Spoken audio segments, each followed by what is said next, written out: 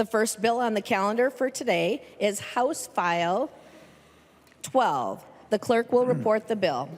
House File number 12, number 1 on the calendar for the day, an act relating to education, restricting female sports teams' participation to the female sex.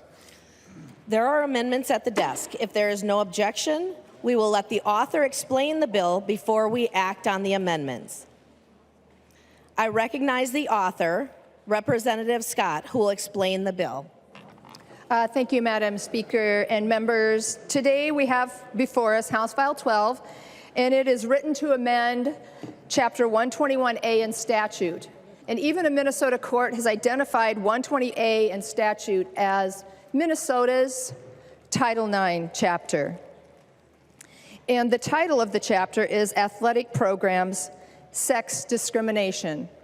This bill gives a definition for a female and then goes on to restrict female-only teams to only females.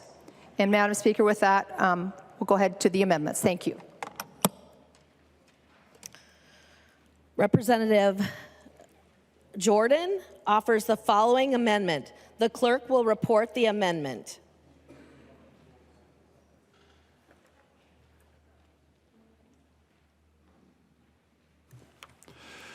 Jordan moves to amend House File number 12, the first engrossment. The amendment is coded DE11.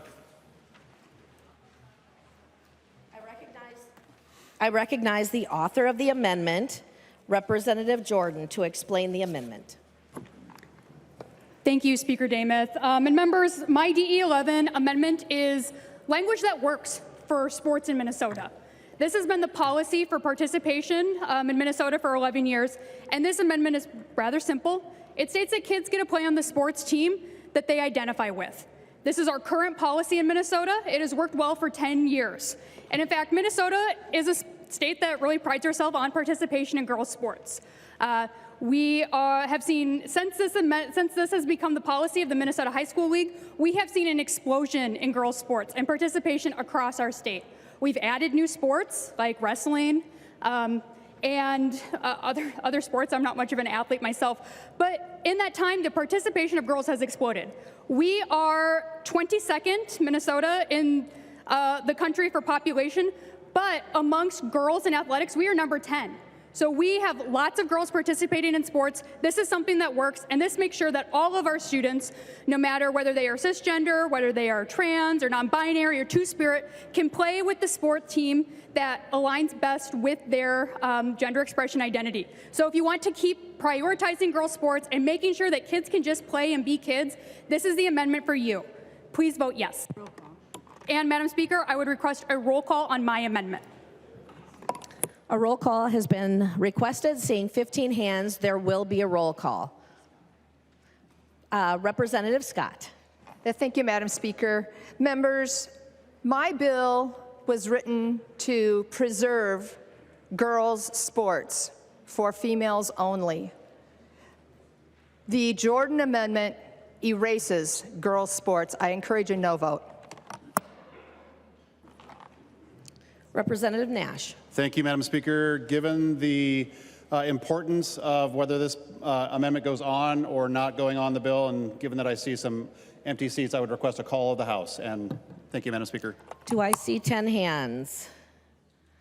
There's been a call of the House requested. Seeing 10 hands, there will be a call of the House. The clerk will take the roll.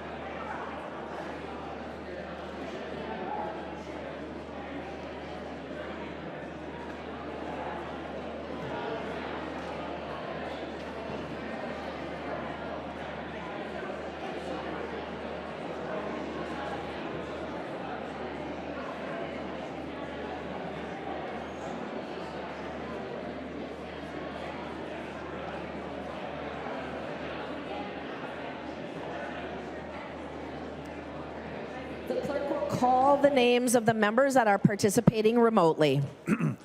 Hussein. Ready? Here you go. Hussein, present. Hussein, present. Momani Hiltsley. Here you go, Hulda. Momani Hiltsley, present. Momani Hiltsley, present.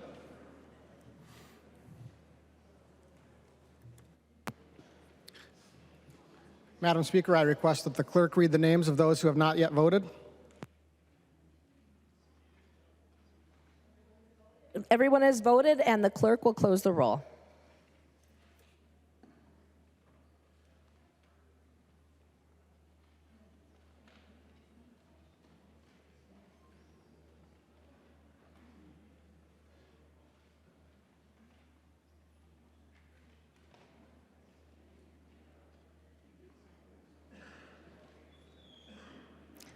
Further discussion?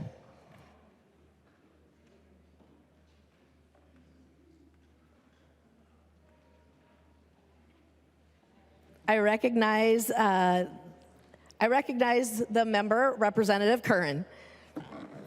Thank you, Speaker. I rise to request a yes vote on this DE11 amendment. And first, to the queer, trans, non-binary, two-spirit communities, you are seen, you are respected, you are worthy of joy and success. You have done absolutely nothing to invite this political fight, and Democrats in Minnesota have your back. The underlying bill is unconstitutional. This DE amendment is in alignment with basic human rights established in the state of Minnesota and current practice that has served students, families, and schools quite well. The DE11 codifies each student's right to equal access without discrimination. This is the Minnesota that we know, one that refuses to scrutinize and bully children who just want to play the sports that they love with their peers. This DE11 reflects Minnesota's true values. Just let them play. Members, we have an opportunity to turn this bill and this floor debate into a unified message to kids across the state that we recognize basic human dignity and acknowledge the existence of gender diversity. So let's vote yes on this DE11 and promote the values of Minnesotans across the state. Thank you.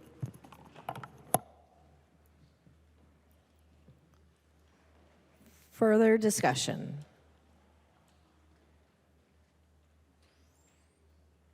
Representative Jordan. Thank you, Madam Speaker. Members, if you really care about girls' sports and children's sports, you will support this DE amendment. This is the policy that works. This is the policies that has seen record participation of girls in girls' sports. This is an amendment that replaces an underlying bill that will have a chilling effect on girls' athletics and replaces it instead with a policy that works. So members, please vote green on this amendment. The clerk will take the roll.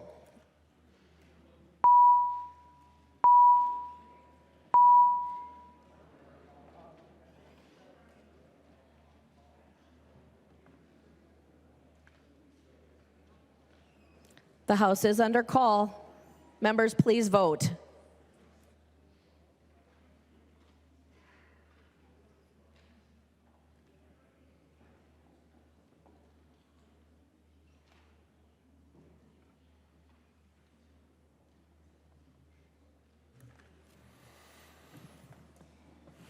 The clerk will call the names of the members participating remotely.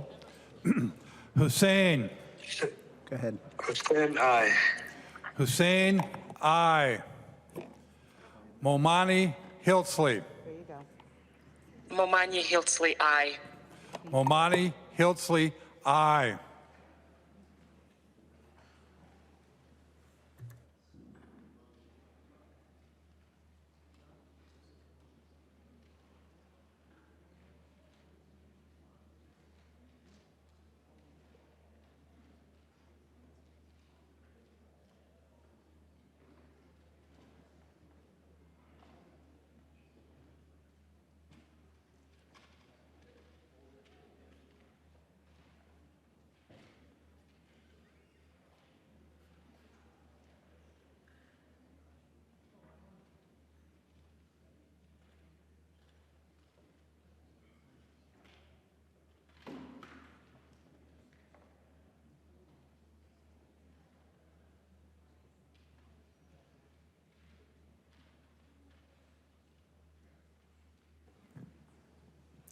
The clerk will close the roll.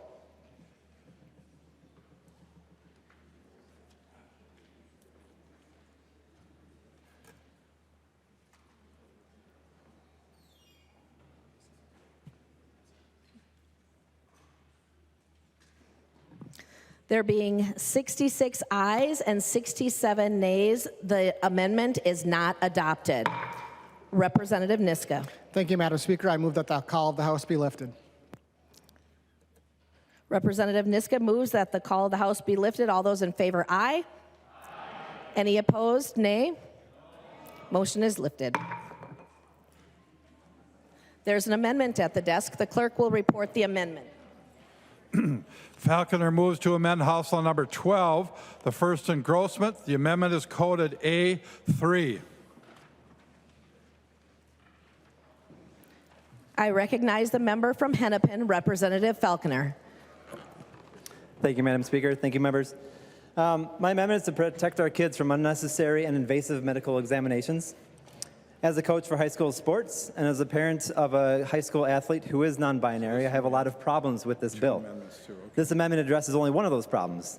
The author's own testifier, Dr. Pullen from the Christian Doctors and Dentists Association, said in committee that one of the mechanisms to enforce this bill would be that girls have to prove their sex by having to go to a doctor for a medically unnecessary anatomical exam of the reproductive system. Really?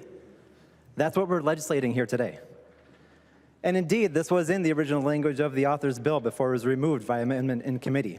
However, still, this intent is still enforceable. But rather than writing the words down here, it's up to school districts or the high school league to come up with their own policy. The author had mentioned as such in committee.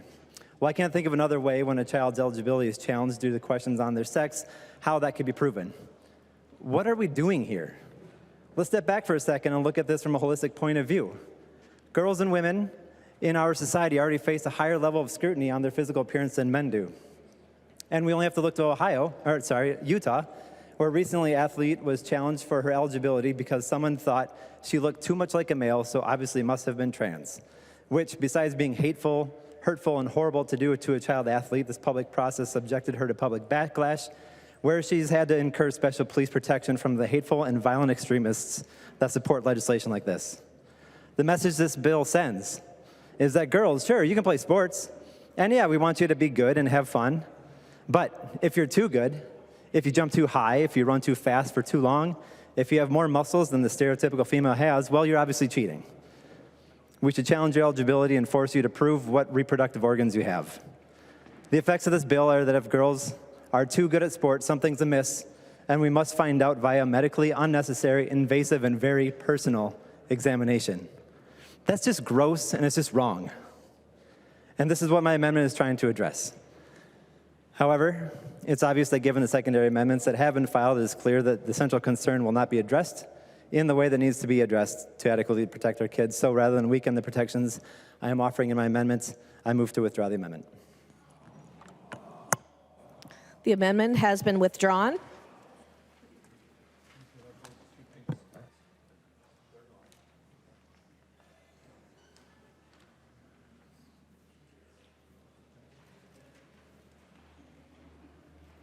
There's an amendment at the desk. The clerk will report the amendment. Freiberg moves to amend House Law number 12, the first engrossment. The amendment is coded A5. I recognize the author of the amendment, Representative Freiberg. Thank you, Madam Speaker. So in committee, the bill author said the purpose of this bill was to protect athletes. Now, assuming that is the purpose of the bill, and assuming that the purpose is not in fact scoring political points against a tiny minority of vulnerable children, subjecting kids to unnecessary examinations, or giving state sanction to bullies, then this amendment should be an easy yes vote. This amendment simply says that before participating in athletics, a school must submit a statement that its athletes are vaccinated against diseases like diphtheria, polio, whooping cough, and measles, unless the vaccine is contraindicated for medical reasons. This amendment will clearly protect student athletes. There's a measles outbreak in Texas that led to the first measles death in the U.S. in a decade. Even the anti-vaxxer Health Secretary Robert Kennedy acknowledged the seriousness of the situation, said ending the measles outbreak is a top priority, and is now calling on Texans to get vaccinated. So with that, I look forward to the discussion. Madam Speaker, point of order. State your point of order. Madam Speaker, I rise under House Rules 3.21, germaneness. The Freiberg Amendment greatly expands the scope of the bill, does not, in the language of the bill, mention vaccinations at all, and he is taking us in a direction that the bill does not go, so I would ask that you find the point of order well taken. And I am prepared to offer advice if I haven't done enough already. Advice. He's expanded it way beyond where the bill is going. Representative Freiberg. Thank you, Madam Speaker. The bill is in the education section of the statute, so is the school vaccination statute, so I would suggest that you find the point of order not well taken. Further discussion. I am ruling that the point of order is well taken.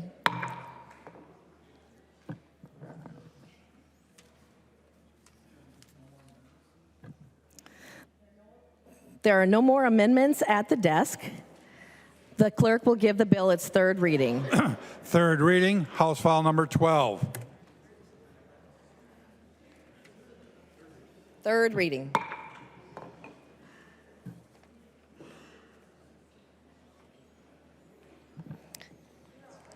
Any further discussion? I recognize Representative Green. Thank you, Madam Speaker. Members, I want to just take a moment, and I want all of us to imagine a 5-year-old little girl, carefree, joyful, playing in a soccer game in front of spectators, and she scores a goal. Now, I want you to imagine that same little girl, maybe your daughter, when she learns that someone from the crowd has pointed her out to evaluate her, to question her body, her very existence. And now, instead of practice, she must head to the doctor's office and succumb to expensive and invasive medical testing just to prove herself. And it doesn't matter who points her out, coach, parent, spectator, a kid from the other team, a kid from her team. They're all strangers to her, strangers with zero stake in her well-being. HF 12 gives the legal right for this to happen to all of our daughters, trans or not. And it was confirmed in committee that this legislation legally allows for this exact scenario to play out. And I know that because I asked the author myself. I asked directly, does this bill give anyone at any time, for any reason, the legal right to question a girl's gender identity as young as 5 years old? Her answer, yes. Let that sink in. This legislation, by design, invites any person to demand a sex check for any girl athlete whenever they feel like it. It is not a simple bill. And where's the oversight? There is none. For elementary age girls, physicals aren't required to play on the 4th grade girls volleyball team at a private Christian academy or on a community ed Pee Wee girls soccer team, both educational institutions outlined in this bill. So how does this work when no physicals are required to play? Who handles it when there is a sex check demand from a spectator? The 14-year-old ref? The dad coach? The head pastor? What enforcements are used when a 3rd grader has to submit by law to intrusive medical testing? Who is overseeing the safety of this child? And at the secondary level, the Minnesota State High School League oversees and sanctions a wide range of sports for high school students, but not all, like ultimate frisbee or mountain biking. So who has official oversight of these girls and these teams? How does that work? Who is accountable to our girls? Who manages all the accusations? As a mother of 2 daughters, a former and current varsity athlete, I will tell you how this works. This bill creates a path for intense scrutiny and harassment for the 200,000 Minnesota girls who currently play sports ages 5 through 18. This bill puts all girls at risk. House File 12 is as absurd as it is predatory. So again, if this bill passes, A 5-year-old girl playing soccer, no matter her gender, will be forced to prove what genitals she has at the will of any stranger. How incredibly harmful and shameful. Thank you, Madam Speaker. I recognize the member from Olmsted, Representative Liebling. Thank you, Madam Speaker and members. Well, Madam Speaker, I rise to move that House File 12 be re-referred to the Committee on Judiciary and Civil Law. So the Minnesota Human Rights Act, I think most members would know, falls squarely within the jurisdiction of the Judiciary Committee. And this bill really impacts and, in fact, kind of creates an exception to the Minnesota Health Records Act. It's kind of has a confusing interaction with the act, as a matter of fact. I think there's, in one respect, you could say that the bill kind of bootstraps a new definition of sex into the Minnesota Health Records Act. Very clearly, though, this bill, even though it doesn't mention the Minnesota Health Records Act, it says, notwithstanding any law to the contrary. Well, it's pretty clear what law would be to the contrary. And we have a lot of times on this floor or in committee, we have bills that go through that impact the Data Practices Act, also very squarely within the jurisdiction, and in fact by rule within the jurisdiction of the Judiciary Committee. And kind of bipartisanly, we complain when Chapter 13 isn't mentioned, and people try to get around the jurisdiction of the committee by not mentioning Chapter 13, even when they're trying to make changes to the use of data. This bill is no different. Even though it doesn't mention the Minnesota, the Act, the Human Rights Act, it definitely applies to that act. And so, Madam Speaker, this bill needs to go to the Judiciary Committee. Thank you. And I would request a roll call. Roll call being requested, seeing 15 hands, there will be a roll call. Further discussion on the motion to re-refer, I recognize Representative from Hennepin, Representative Frazier.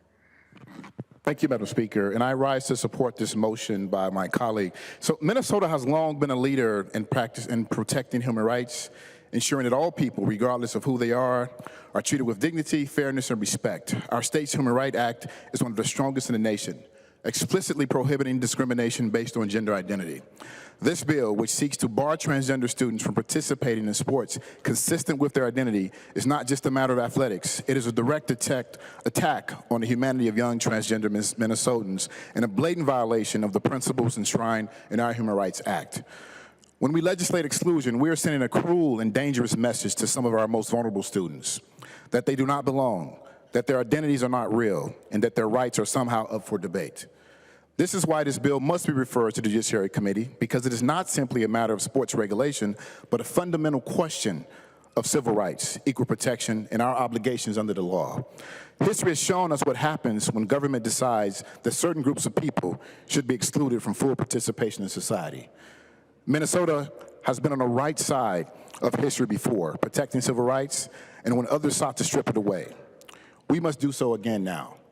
Referring this bill to the Judiciary Committee is not just a procedural decision, it is an acknowledgement that we take our laws, our own values, and the dignity of all Minnesotans seriously. With that, colleagues, I urge a yes vote on this motion. I recognize the member from Ramsey, Representative Feist. Thank you, Madam Speaker. I rise today to share my colleagues' concern that this bill did not go through the Judiciary Committee. That is because, as my colleague said, the Minnesota Human Rights Act protects, in relevant part, full and equal utilization of public educational institutions without discrimination based on sex and gender identity, and declares that this access to be a civil right. I received an email from a constituent who has a daughter who is transgender that really brought home to me the impact that this legislation would have on our communities and on our children. And I'd like to read a bit of that email with her permission. And she gave us some good advice here in the legislature. She recommended against a reactive approach to the concerns raised by this bill. She wrote, "Let's instead create a framework that becomes the model for other states. Let's be leaders and not followers. Let's have meaningful discussions that involve those who this concerns and those who have doubts, peacefully, mindfully, and respectfully. Based on the key relevance of the Minnesota Human Rights Act, I believe that the proper place to have that conversation is in the Judiciary Committee. Thank you. I recognize Representative Scott.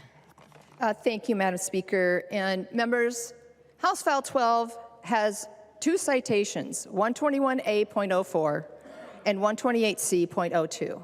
It does not have any Chapter 13 citations, and it does not have any human rights citations. Members, this bill does not need to come to Judiciary. This is strictly an education fitting bill, as shown by the title of the bill. Please vote no. Representative Liebling. Thank you, Madam Speaker. And Representative Scott, I think when I made some of my opening remarks, you might have been busy there, but one of the things that I said, which was really kind of for your ears, is that the lack of a citation to the proper statute is not determinative. So you and I both complain sometimes when other members try to skip the jurisdiction of our committee by not mentioning Chapter 13, for example, and they just try to do something with data without giving the citation. And we both complain about that. And then here today, I'm really disappointed to hear you actually doing the same thing with your own bill. This is clearly a bill about the Minnesota Human Rights Act, as demonstrated by the fact that we're going to hear another such bill in our committee this very week that does something very similar. So by failing to mention it, it does not change it.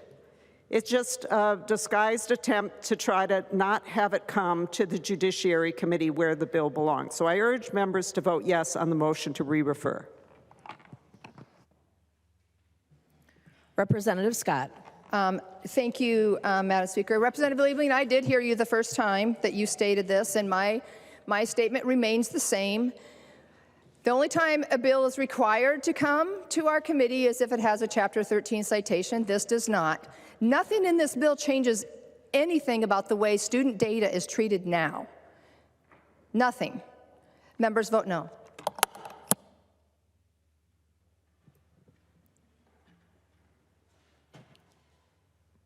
The clerk will take the roll.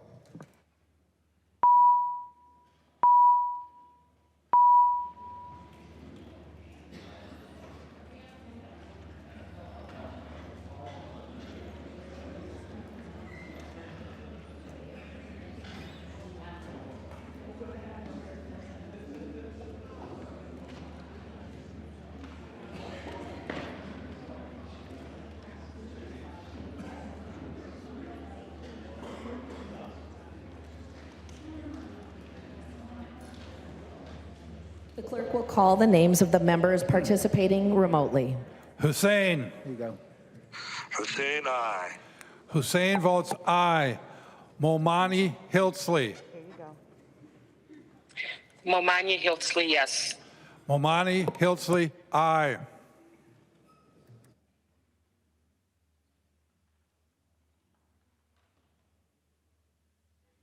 The clerk will close the roll.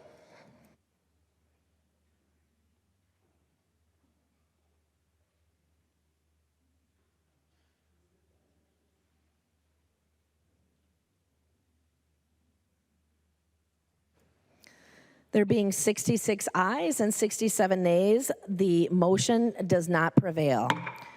Further discussion. I recognize the member from Meeker, Representative Gilman. Thank you, Madam Chair. We have heard a lot of feedback from people all around the state. And tonight, or today, it's not even tonight, I'd like to just share a few emails that I've received here from some concerned folks around Minnesota. So this is from Kathy in Anoka. As an advocate for fair treatment for female athletes, I believe in preserving female sports teams. Integrity is crucial. These teams offer younger women opportunities to compete, develop leadership, and build confidence in environments designed for their biological and physical differences. Those who are born as males are endowed with larger and more powerful bodies that will possibly be allowing them to win, could endanger females on the teams. Biological females playing against or with males lead to unsafe physical environment and robs girls and their teammates of the opportunity to grow as female athletes and leaders. A concerned dad, Scott. I have one daughter that plays volleyball and another daughter that plays basketball. I have concerns for both of their safety as biological males have both height and strength advantages. I've seen videos of girls getting hurt and worry that this could happen to them.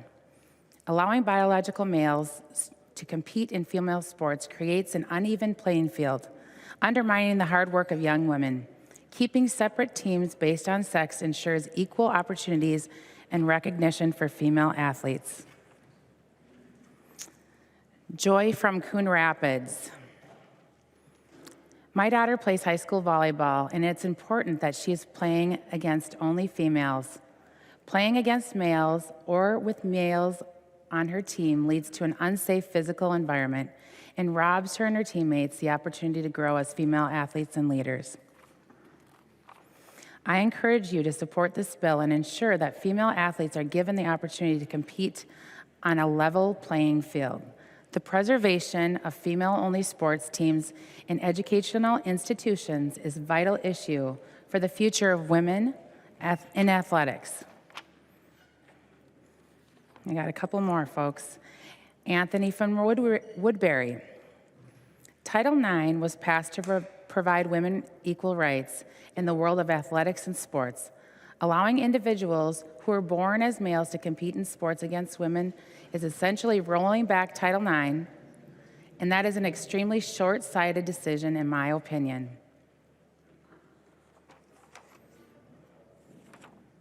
All right, Dan from Sartell. I have 5 sisters. Several of my older siblings had no opportunities for organized competitive sports in high school. The 2 benefit from Title IX and enjoyed sports in high school and college. IMO transgender athletes deride the original intent and principles of Title IX. A male who transitions to female has a distinct biological advantage over females. Not fair. As a father of a gay son, I fully support him and his life choices. I cherish my son-in-law and enjoy visiting with and traveling with both of them. But I simply do not believe a biologically born male can fully transition to female, regardless of surgery or hormonal treatments. Again, House File 12 is about fairness, safety, and preserving girls' sports in Minnesota. Thank you. I recognize the member from Hennepin, Representative Joachim. Thank you, Madam Speaker. Members, some of you may not know this, but a lot of you do. I love to talk about Jock and our 3 kids. Parents like to celebrate their children's successes and then tell everyone who will listen all about them. Our middle child got married in April of 23, and I know I did not train our children not to get married during session, but we rejoiced because our son had found the love of his life, his high school sweetheart. We are also blessed to have our 2 other children getting married this year to their people, and we're so very excited, our youngest in July and our oldest in September. My husband and I have been talking about asking our oldest to marry her partner now. You see, we are worried because our daughter is marrying the love of her life, who happens to be a woman. Legislation like the one we have before us today makes me very worried about what's next. Because members, this is where it starts. With little things like telling your child you don't want them to play with Susie down the street. You tell your child they can't because I just think there's something wrong with that kid. This is where it starts, and inch by inch it continues. You complain to your spouse about the Johnsons living in your neighborhood. You say, I don't care if they were here before us. It's our neighborhood now. This is where it starts. Slowly looking at the person in front of you and thinking that they are less than. Telling your child, I don't like it that Susie goes to your school, and I really don't like seeing the Johnsons at the grocery store. They should just stick with their own kind. This is where it starts. Looking at your neighbor and thinking they don't deserve to share the same public places that you do. This is where it starts, and step by step it continues. I think the Johnsons and their kind should just move. Maybe we should send them to that small city on the other side of the county. That way they're in one place where we can keep an eye on them. This is where it starts. When you look at your neighbor and think they don't deserve the same human dignity that you do. This is how it starts, but it's not how it ends. And history has shown us that this never ends well.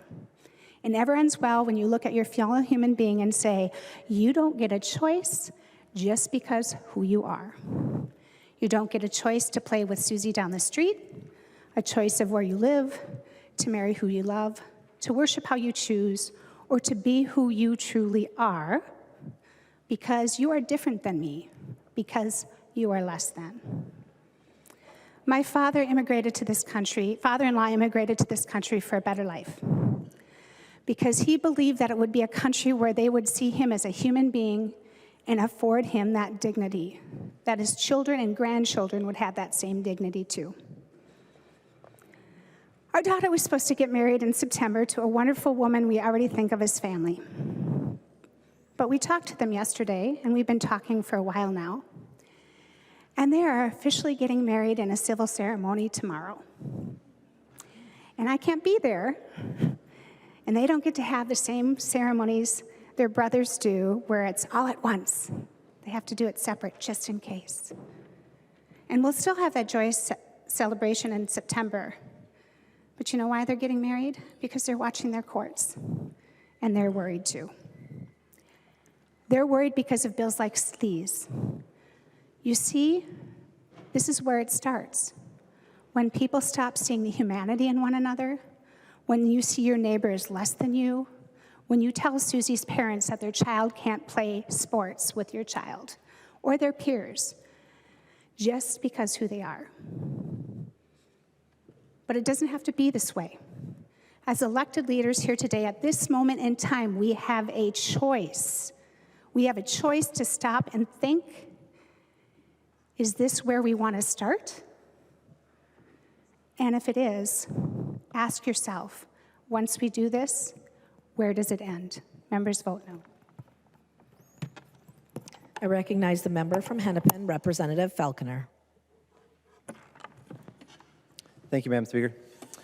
I stand again today, not just as a representative from Eden Prairie and Minnetonka, but also as a coach. I proudly coached both middle school cross-country running and high school cross-country skiing. I wish I was standing out just to simply congratulate the Minnetonka High School girls Nordic team for placing second at state just a few weeks ago. It's an incredible achievement, highest placement in school history for Nordic. I'm so proud of what they achieved, and as a coach, I was glad the entire team was able to compete and do their best, whether or not they were in the final set that represented Minnetonka at state. Indeed, every kid should be able to participate. But instead, I'm standing before you and Minnesota as a representative and coach that has a unique experience perhaps I alone in this body has. I've had the privilege of coaching a trans athlete at the high school level in previous years. The too long didn't listen version with the trans girl on the team is, the sky didn't fall. Everyone had a great season. She participated in the team that matched her identity. She competed with and against her peers. She benefited from the physical and mental health benefits sports provides. She was able to have that high school team sport experience so many of us look back on so fondly. And that makes my heart so happy for her, just as it does every kid I coach. I'm asking each of you to consider the impact of your vote. A vote in favor of this ban is a vote against the very principles of inclusion and equality that our state stands for. I implore you to vote no on this measure. This is a piece of legislation in search of a problem. In reality, there are more billionaires in Trump's cabinet than there are trans athletes competing in the NCAA. This highlights how manufactured this issue is, and it raises the question, why are we diverting our attention to this issue when there are far more pressing matters that require our focus, such as lowering the price of eggs, or making healthcare affordable again, or prescription prices, or making housing affordable again, or so many other issues that matter to Minnesotans in their everyday lives. While the oligarchs and the tech broligarchs are currently raiding every social safety net our country has, And the Republican Congress at the same time is using that savings to give themselves and their billionaire owner donors trillions in tax cuts. We're here fighting amongst ourselves whether or not we should pass discriminatory legislation aimed at hurting one of the most vulnerable sets of kids in the state. Kids that already face daily bullying, who suffer from disproportionate mental health concerns, including suicidal ideation and attempts, partially because they feel society doesn't value them. What messages does this dangerous and hurtful bill send to them right now? And that we have nothing better to do as a legislative body than to deny them their rights to dignity while around us the very fabric of our country is being torn to shreds. Banning trans athletes from competing is not about fairness. It is an act that sends a painful message that they do not belong, that their identities are invalid. This is not a sports issue, it's a human rights issue. Every athlete deserves the right to compete, to express themselves, and to pursue their passions without fear of discrimination. By excluding trans athletes, we are not protecting the integrity of sports. We are undermining the very principles of teamwork, respect, and unity that sports embodies, and that teaches our youth that they will carry forward into adulthood. As lawmakers, and for some of us as coaches, we have a responsibility to foster an environment of respect and support. As a coach, and we go through a specific training every 3 years or so on this, our role extends beyond teaching the skills of the sport. It involves nurturing character and instilling values of empathy and kindness to their teammates, to their competitors, and to everyone around them in their lives. We should all be setting examples for our young athletes and all people of Minnesota, showing the importance of inclusivity and the strength that comes from diversity. In closing, I urge all of you to vote against this hateful ban on trans athletes. Let us advocate for policies that embrace inclusivity and support our youth in their pursuit of sports. Together, we can and we should ensure that every athlete, regardless of their gender identity, feels welcome, supported, and empowered to shine on and off the field. As a first-time legislator, I have to admit I'm fairly ashamed at what this body has chosen to focus on today. At a time when our president is being dog-walked by the world's richest person, tearing down and dismantling our government, turning their so-called efficiencies into trillions in tax breaks for his billionaire buddies. And while the rest of us in this room should be focusing on what DC's ramifications are and will be here at home, how we're going to deal with cuts to education, housing, transportation, disability services, elder care, and so much more, they're succeeding in distracting us with yet another cultural war issue meant only to divide and distract so they can put our tax dollars in their pockets, add a couple more zeros to their bank account, and leave us fighting amongst ourselves for the few crumbs that are left. Thank you for the time. I ask you to vote no on this harmful, dangerous, discriminatory ban. And please, let us finally begin debate on real issues for all Minnesotans. I recognize the member from Wright, Representative Rarick. Well, thank you, Madam Speaker. Let's just center ourselves on some things that are facts and data. And I have a report in front of me from the United Nations. So this is a report, gathered information from over 100 different sources. And it was compiled on August 27th of 2024. It's titled, Violence Against Women and Girls, Its Causes and Its Consequences. It goes into a lot of different things, but for this discussion today, let me focus on certain items, as in biological males and girls' sports. And it has a lot to say about that. Under the category of manifestations of violence against women in girls' sports, the very first topic is physical violence. Physical violence. And they were able to demonstrate in this report that particularly volleyball, basketball, and soccer were incredibly dangerous for girls and women when biological males were participating with them. And what was the result? There were knocked out teeth, concussions resulting in permanent injuries, broken legs, and skull fractures.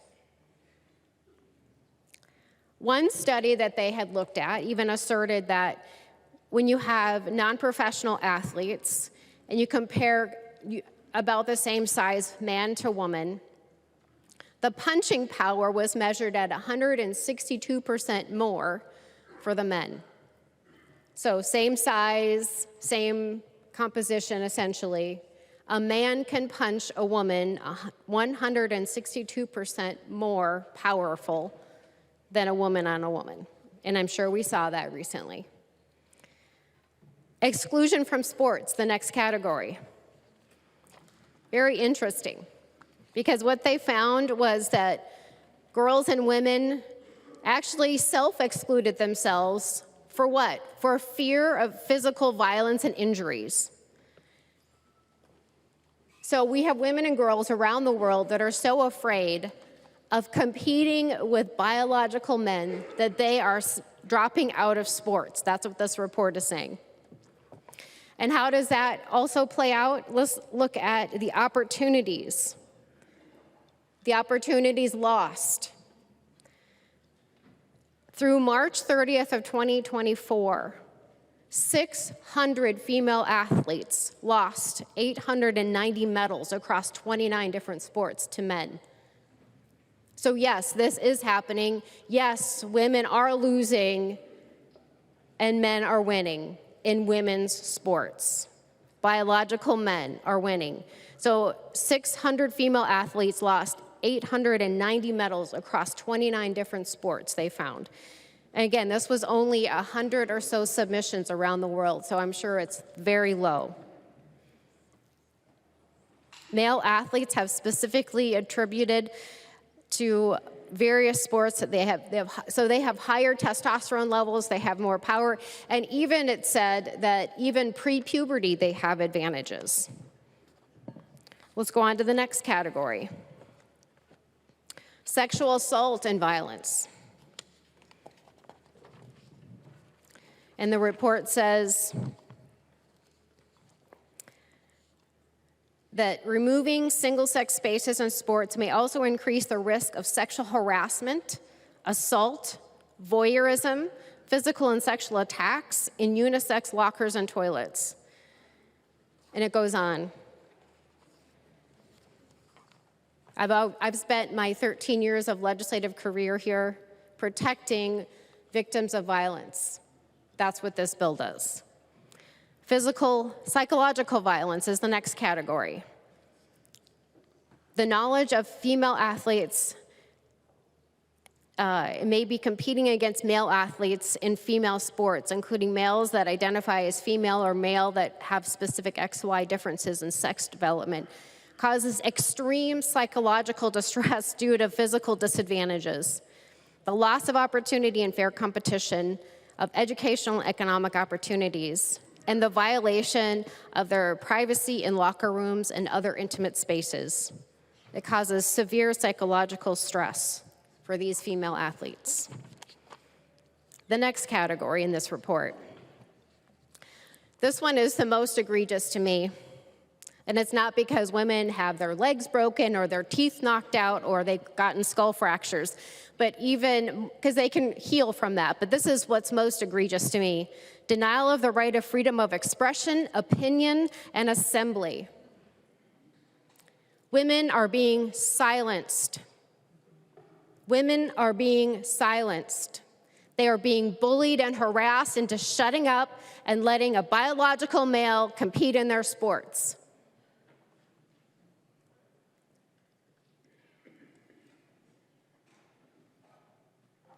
We heard that earlier today. When Riley Gaines was here, she said that she had to have a massive police escort, and she did. I counted at least 8 officers surrounding her.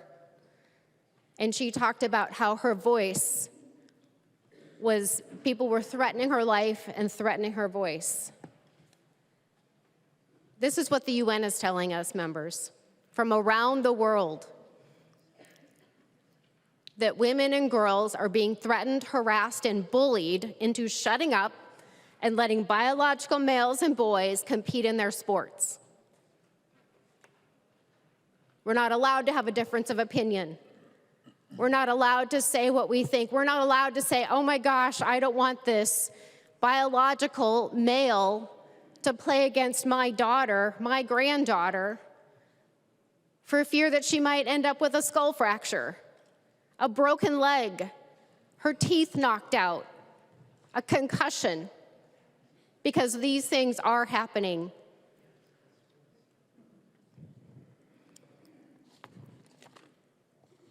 I'm going to go to the conclusions of this report. It's quite illustrative, and it really gets to a lot of the things that were of deep concern on this House floor. They had a great solution to this invasive medical examination, which doesn't need to be done. It says in the report, produce the original birth certificate to verify the gender. In extreme cases, you could do a buccal swab, but that is rare. It says ensuring that female categories in organized sports are exclusively available to persons of biological sex is absolutely critical. In cases where the sex of the athlete is unknown or uncertain, you can do the buccal swab or produce the original birth certificate. It's not that difficult. It's not an invasive medical procedure. So members, I could not be more proud to stand up and support this bill today. I actually have a 9-year-old granddaughter now that is in competitive swimming. And right now, she does swim against boys. Next year, she will not because puberty sets in. And I can already see, I'm at every single swim meet, members. This is her first year out. And I can see how fast and how powerful those boys are that are just 1, 2, 3, 4 years older than her. They are very, very powerful. They have more testosterone. Remember when I said that a punch from a biological male in one study was 167% stronger than a female? There are so many differences, even before puberty. So members, I urge you to support this bill. Thank you, Representative Scott, for bringing it. And members vote yes. Thank you, Madam Speaker. I recognize the member from Ramsey, Representative Moeller.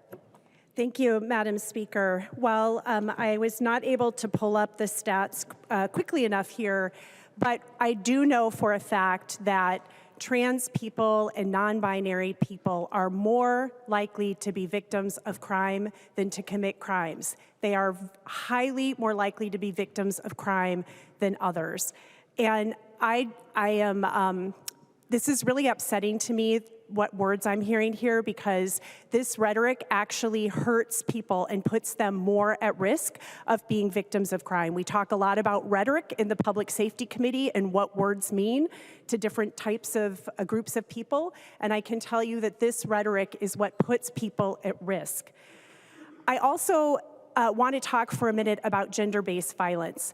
I went to law school because I had friends who had been sexually assaulted and nothing had happened about it. I have devoted my career as a prosecutor to working in gender-based violence issues, and I can tell you that the biggest threats to women and girls' safety are not from trans or non-binary people. The biggest threats to women and girls are predatory men. Predatory men who brag about sexual assault and yet get elected to president. Predatory men who are found liable for a jury for sexual abuse, who have dozens of accusers, who have bragged about going backstage during a pageant when women were changing clothes. Predatory men who surround themselves with other abusers, alleged abusers, and elevate them to positions of power. Predatory men who remove sexual abuse from military trainings. Predatory men who freeze funds from the Office of Violence Against Women that's resulting in domestic violence shelters and sexual assault advocacy programs struggling to stay open. And predatory men who eliminate protections on college campuses for victims of sexual assaults. That's who women and girls need to be worried about in this state and in this country, not trans and non-binary people. Members vote no. I recognize a member from Olmsted, Representative Smith.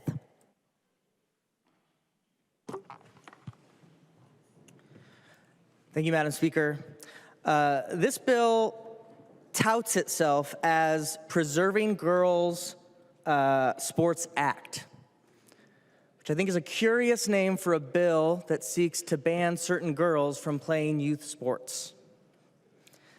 It's also odd that as this bill was making its way through the various committees and bodies to where it is now on the floor, we heard a lot about thoughts and feelings, but I didn't hear anything about particular girls' sports clubs or teams that were shut down because of trans participation.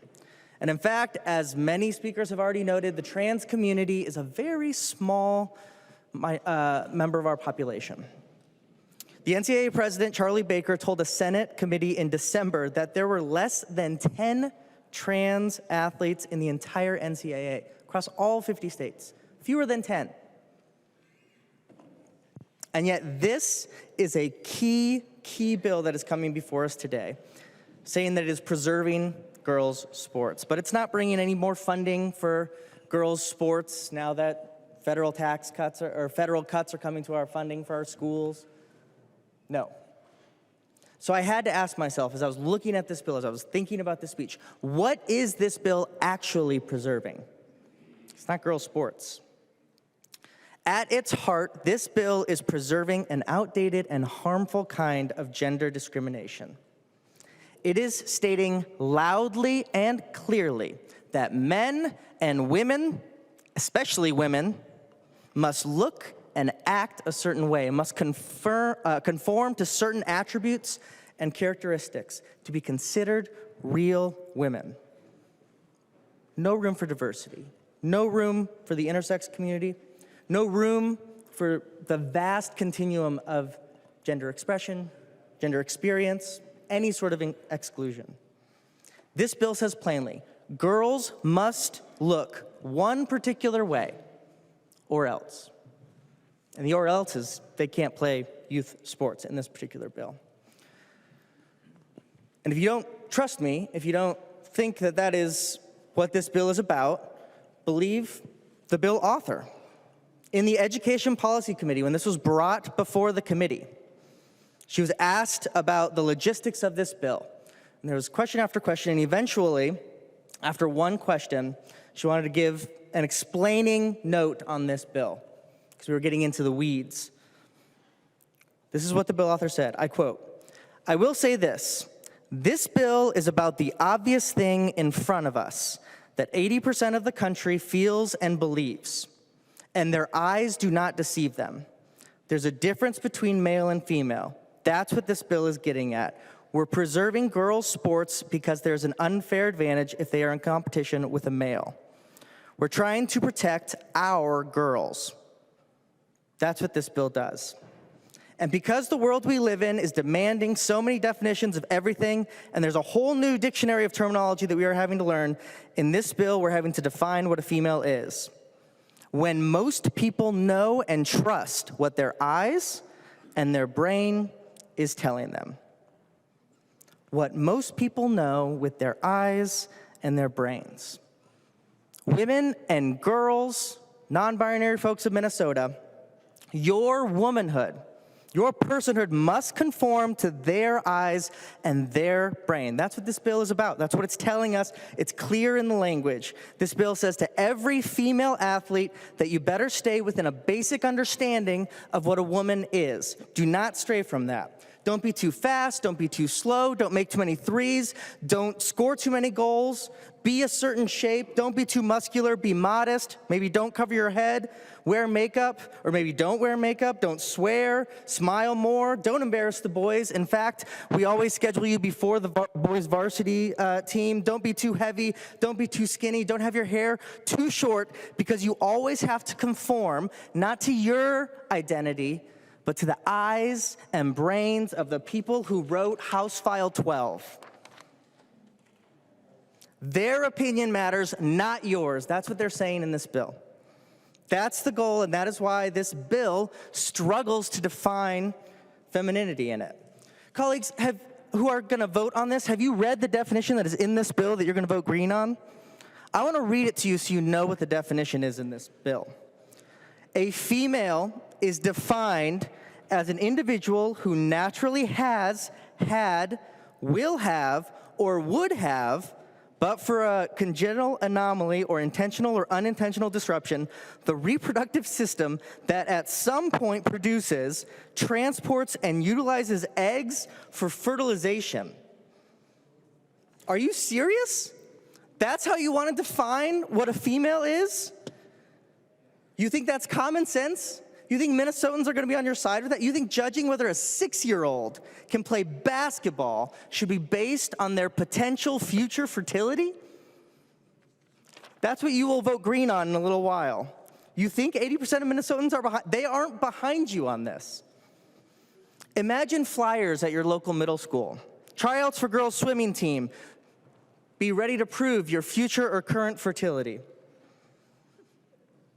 Do you honestly think Minnesota parents are going to be on your side when you pass a bill that Saturday at the soccer fields, anyone walking across a game can look at one of those participants and question whether that is a girl or not? And suddenly those parents have to pay for genetic testing or take their child into a doctor's office for an exam that can be very invasive?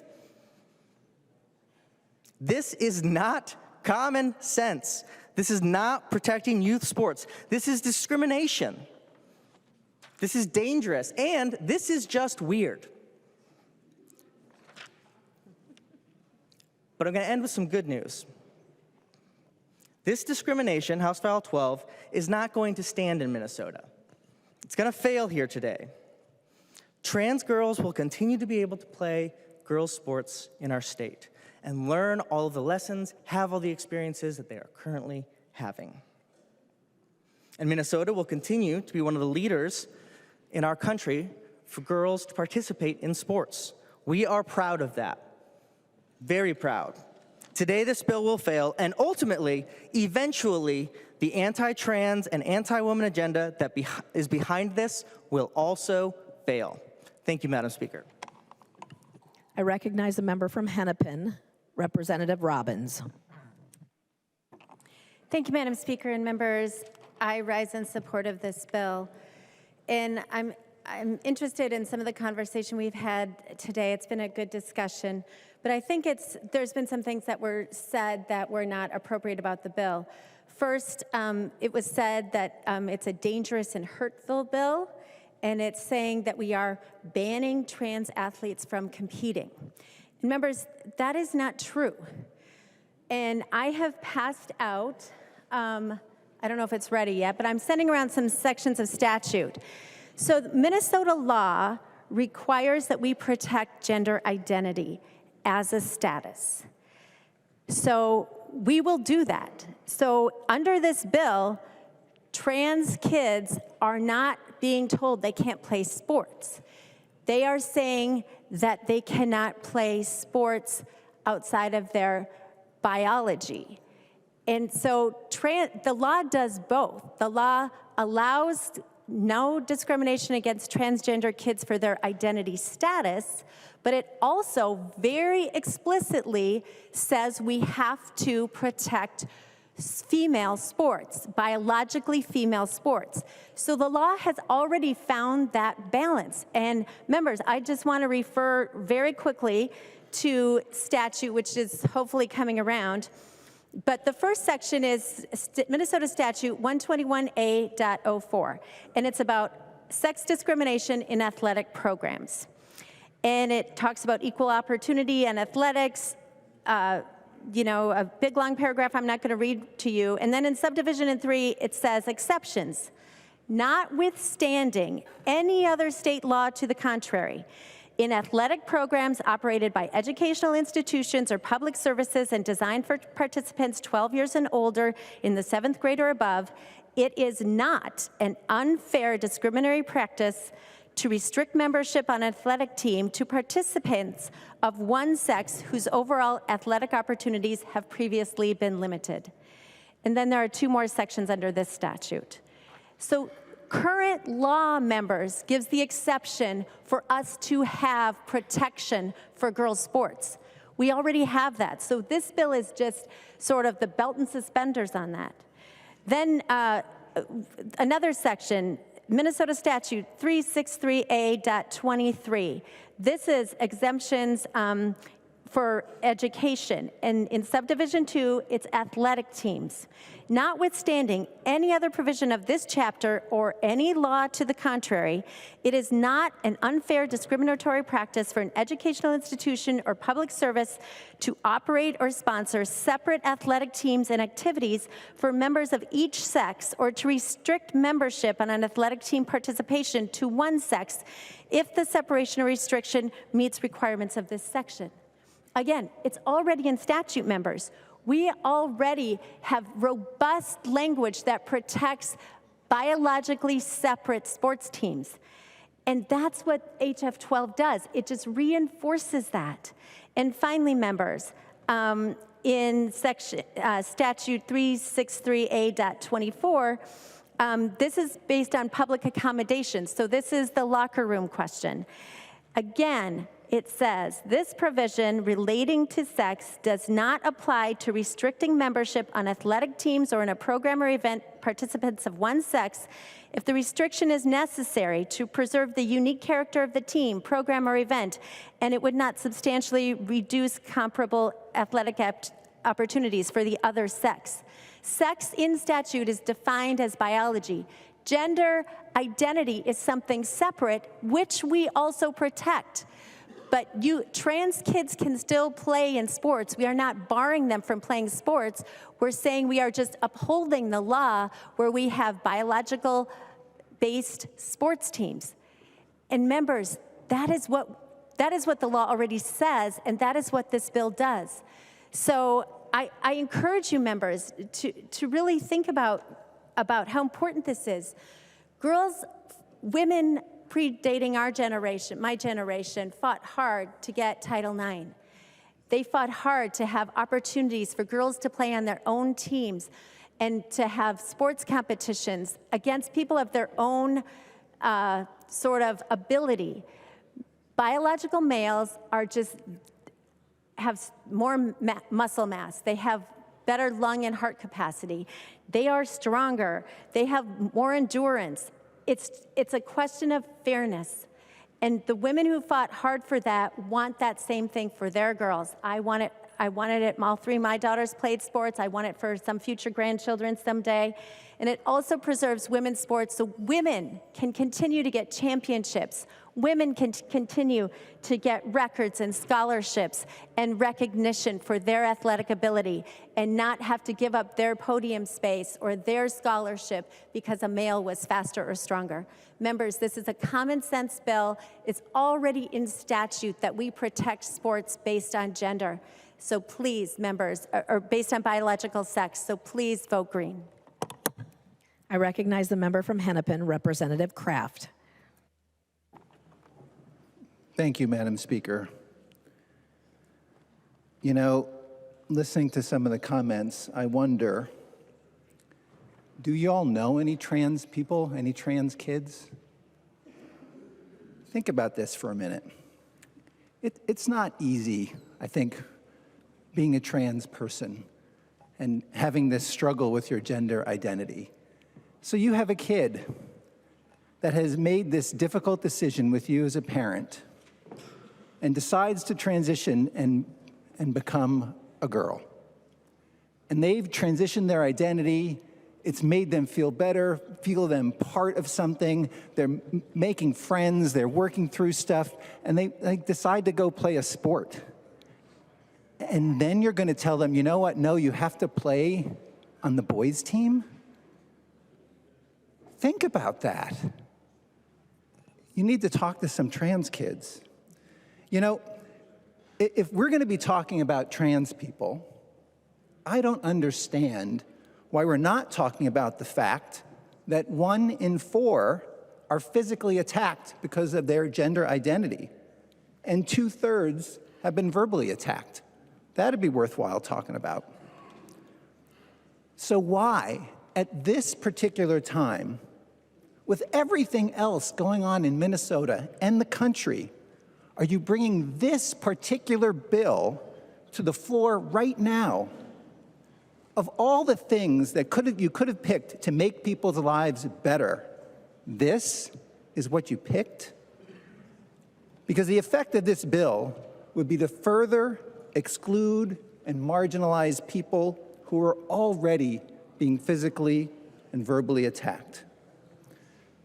You know, I think the core question that we need to start with here is, do trans people have a right to exist? I hope everyone would answer that yes. If they do, I believe in this country they should have the right to life, liberty, and the pursuit of happiness. So let's take a step back and think about, we're not talking about college athletics. We're not talking about the Olympics or pro sports. We're talking about high school, middle school, and elementary school sports. Let's take a look at the purpose of pre-college athletics. And I went to the National Federation of State High School Associations, and this is what they say. Athletics are integral to the American education system because they have educational value. By participating in athletics, young people have the opportunity to learn, grow, and develop just as they do in the classroom. These programs promote physical and mental wellness and positive self-image.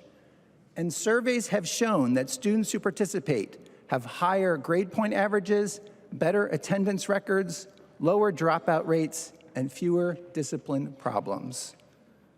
When students were asked why, the answer was often like this response, quote, "I participate on my high school team because they're more than just my team, they're my family, and I don't know where I'd be today without them." According to a study by the Aspen Institute, the #1 reason why students play school sports is to have fun, engage in exercise, and spend meaningful time with their friends. So why shouldn't trans kids have this experience? You know, I think about this issue, as you probably can tell, as a parent. And I received an email from a parent of a transgender student in my district who said the following to me in talking about this bill. Its real purpose is to marginalize all trans athletes. It is vital to mental health and affirming to be able to play on a team that reflects your chosen gender. It's a trap to say that trans women pose a safety risk or have an unfair advantage to other athletes. There will always be all sorts of body types, regardless of gender. And actually, this is likely to hurt any cis woman that is blessed by being tall or more muscular, as they will be scrutinized for their true gender. No one would choose to go through the trials of becoming trans just to get an advantage in sports. There are very few athletes that are trans, and the ones that are just trying to live an authentic life. And then in her letter, she included these comments from her trans kid. "My outlook on life has grown substantially more positive, and I can see myself being a part of society in the future, whereas before I could not. Should I have not been able to transition, it would not have been truly me. I have a right to happiness and life, a real and full life, just as everyone else gets to have." Please, please, think about the real purpose of athletics in high schools and middle schools and elementary schools. Think about this as if your kid was trans, and then join me on voting no on this harmful bill. I recognize the member from St. Louis, Representative Kozlowski. Thank you, Speaker and members. I'm standing here, rising again, and sharing, as I have other times, standing up on other bills that have come before us, that as the first of many to come non-binary representatives in Minnesota, and as the only two-spirit representative in Minnesota, but also the country, that's a stark contrast to what we are doing here today and what we're talking about and what we're grounded in. And it's incredibly humbling and grounding that as we started tonight, we were led in prayer by somebody that I hold very dearly, and so does our community, in high regard, and look to as a two-spirit Ojibwe elder. You maybe saw me shedding some tears tonight, because for me, that was a first, that I wasn't the only two-spirit that I know of in this Capitol. She also spoke to us in Ojibwe language and shared some words, and one in particular that got me, when they said, "Gijawena Magoo," To us, that's a word that we sing in ceremony. The kanigana. We say Odena, Odamen. And that means that you are loved and you are sacred. You are medicine, which is what two-spirit, trans, and non-binary people are, especially our kids. And so I think it's a reminder for us that in a capital that was not only made not for us or by us, but meant to intentionally exclude us. And we've emerged from every attempt by our government, I call our hitman, that has forced to push us down and erase us, that we're still here with a playful wagging of the finger. As politicians and unelected billionaires, from the White House to here in the Minnesota House, we're seeing this doubling down of efforts in an agenda of division, of stoking fear, of stoking harm on our communities. We know that many people say that they just don't know trans or non-binary people, two-spirit folks, that once you get to know us, we're actually pretty great. I think there's members on your side who spend a lot of time with working on bipartisan bills and just connecting with, that you've gotten to know me and a glimpse into who I am and the communities that I'm here representing. But with over 241 attacks on trans and queer folks, in using the government and courts to bully and blame us for problems that were created by corporate greed on trans people who make up 1% of the population, of people who are not the reason that we can't afford eggs or why our rent is too damn high. And we're facing an era of anti-trans violence that is born of the playbooks of the colonial violence used against two-spirits right here for over 500 years to reinforce the gender binary and use colonial powers to do it. Our US and government systems literally created residential boarding schools to solve the Indian problem.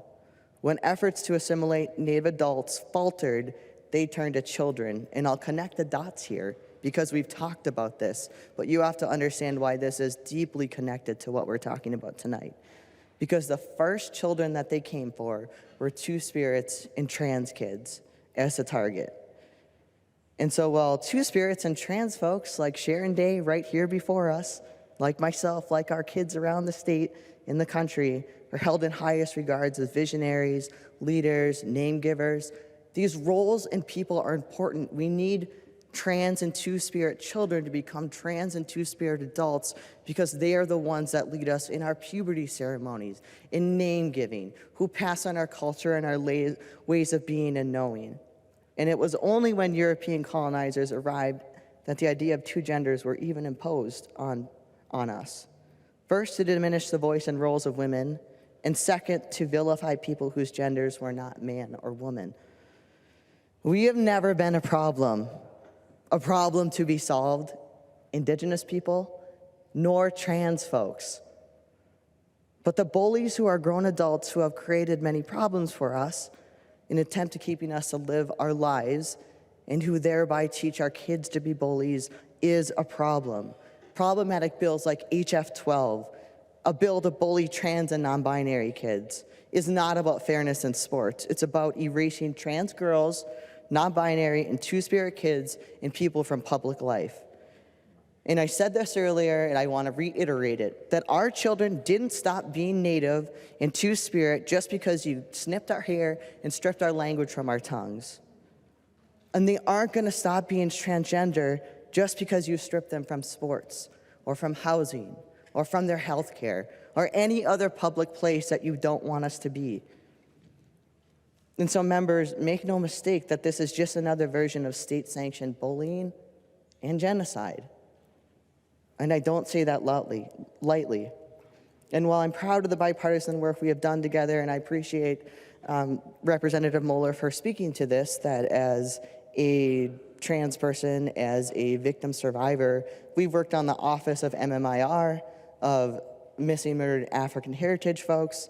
We passed the task force on anti-violence against Latina peoples. We passed the Minnesota Indian Family Preservation Act with a green board. And we passed children's advocacy centers funding to both respond to and prevent domestic and sexual violence. And yet this bill is a direct and dangerous affront to the work that we've been doing together, in that it incites more violence and taking our time in our lives.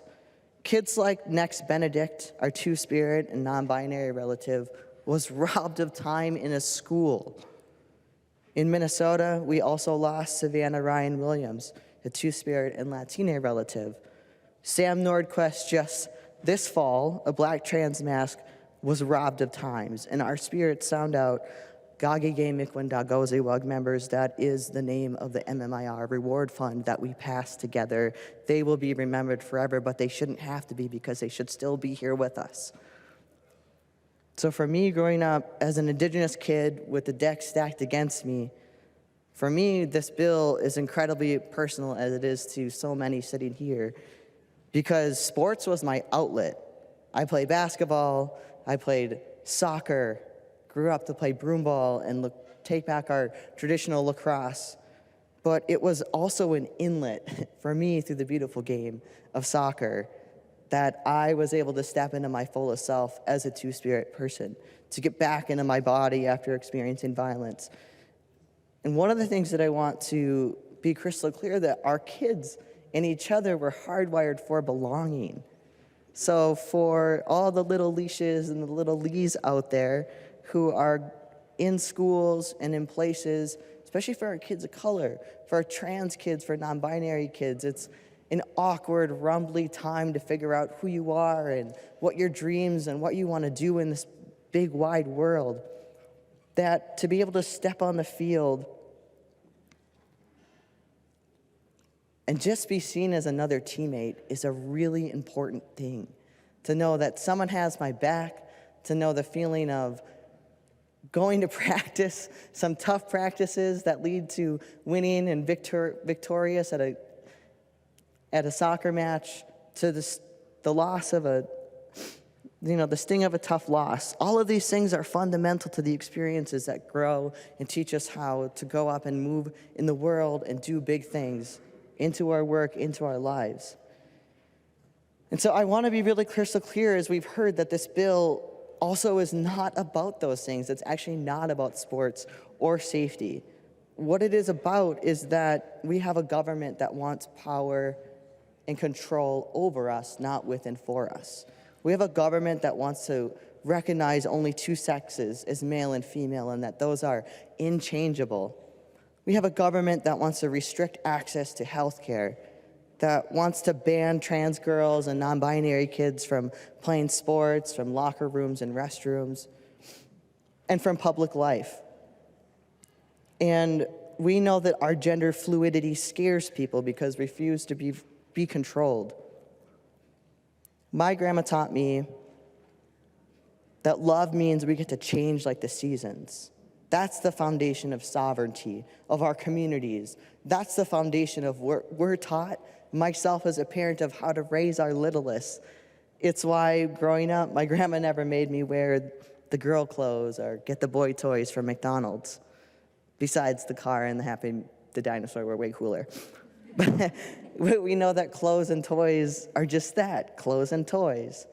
And for my grandmother teaching me those lessons embedded in me, that what it means to be sovereign, to be capable of perpetual ship-shifting and expansiveness. And I'll tell you that she also taught me that we've always been here and that we're not going anywhere. And in the same way, what I'll continue to stand up here and reiterate that no matter what we do, you can't legislate us out of existence. Never worked, didn't work for Indigenous people. Besides, we're people that try to tell us, no, it doesn't work very good. We're also a community that has been called to shine a light in places where people say there will be no light. And thankfully, our community isn't defined by those who want to do us harm. But as somebody whose Ojibwe name literally is yellow cloud, a big, bright, booming light and voice, I want trans girls and trans kids, non-binary, two-spirit youth everywhere to know this. that no one gets to debate your existence as a trans, non-binary, two-spirit person, period. People love to act like our identities and our bodies, our spirits are up for discussion, as it has been on Showcase here. But the reality is that there is no one way to be trans, no universal experience of gender, dysphoria, or euphoria. However you exist, you are valid, and it's not up for debate. And I'll leave you with this. This is actually something I've left with you before, but I think because this bill is before us, it's a reminder that we need the reminder from our fan favorite, Andrea Gibson. I know how much the pain of this world weighs, but we can still skip the scales in light's direction towards love. So to trans kids and girls and non-binary kids everywhere, come be everything you are in this world. Let them play, let them live, let them thrive. Miigwech. I recognize the member from Ramsey, Representative Finke.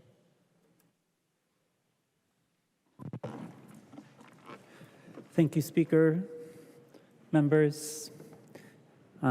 Thank you to all who have spoken in defense of our communities here tonight, especially Rep. Kozlowski for your amazing remarks. I'm so grateful to be here with you. Oh, where to start, right? I want to start where Representative Kozlowski left off, which is that to be trans is to be wonderful and magical. Our community is a bright light in the world of creativity and chaos a little bit, but it is the greatest joy of my life to be a part of this community. It saved my life. There is no apology. There is no need for apology. We are here. We are queer. We're not going anywhere. And I'm sorry to those of you who are or will watch this later, who feel like for some reason we have to keep doing this, but we'll do it forever, so don't worry, we'll always be here to protect you. I want to bring us back to Representative Robbins' testimony. Rep. Robbins said that this bill doesn't ban trans kids from playing sports. It just requires them to play on the wrong team. It requires them not to be themselves to play. I know that's not the way that you put it, but that's the way that I heard it. And I think this is a really important piece of this conversation. And I'm going to tell you why this bill actually makes me the most angry of all of the bills that have been introduced and starting to be heard. Because we know there's a lot of them. But I want to take us back to 2015 to talk about why this bill is not about sports and to talk about why this bill is specifically about forcing the erasure of trans people in order to participate. In 2015, there was a leader of the national Christian right-wing movement. I'm not going to name him, but we had just won marriage equality. And marriage equality had turned dramatically out of favor in terms of trying to ban it. And this person said, we lost, these are quotes, you can look it up, he's done this in interviews. We lost gay marriage, so we knew we needed another fight. We threw everything at the wall and trans kids stuck. That's a direct quote from the movement leader, one of your movement leaders, who has spent the next 10 years lying about trans kids, lying specifically about what it means for trans kids to exist. And now it is 10 years later, we hear bills like this that tell us, because you are trans, you cannot play.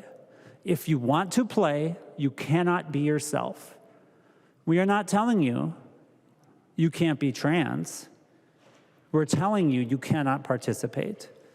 There is a phrase going around, it comes from another right-wing media commentator. He first said this at CPAC 4 years ago, but it's become a rallying point of what is happening in this country. It's been repeated by members of the new administration, and it is, we must eradicate transgender people from public life. He doesn't say transgender people, but he uses that other word I don't like, and the only way to effectively do it is to erase transgender people from public life. This is the stated policy goal of the Trump administration. And if you think that we are doing this bill to protect girls' sports, excuse me, you're not looking at what is happening at this moment in history. You cannot understand this effort outside of the larger right-wing MAGA effort to eradicate transgender people.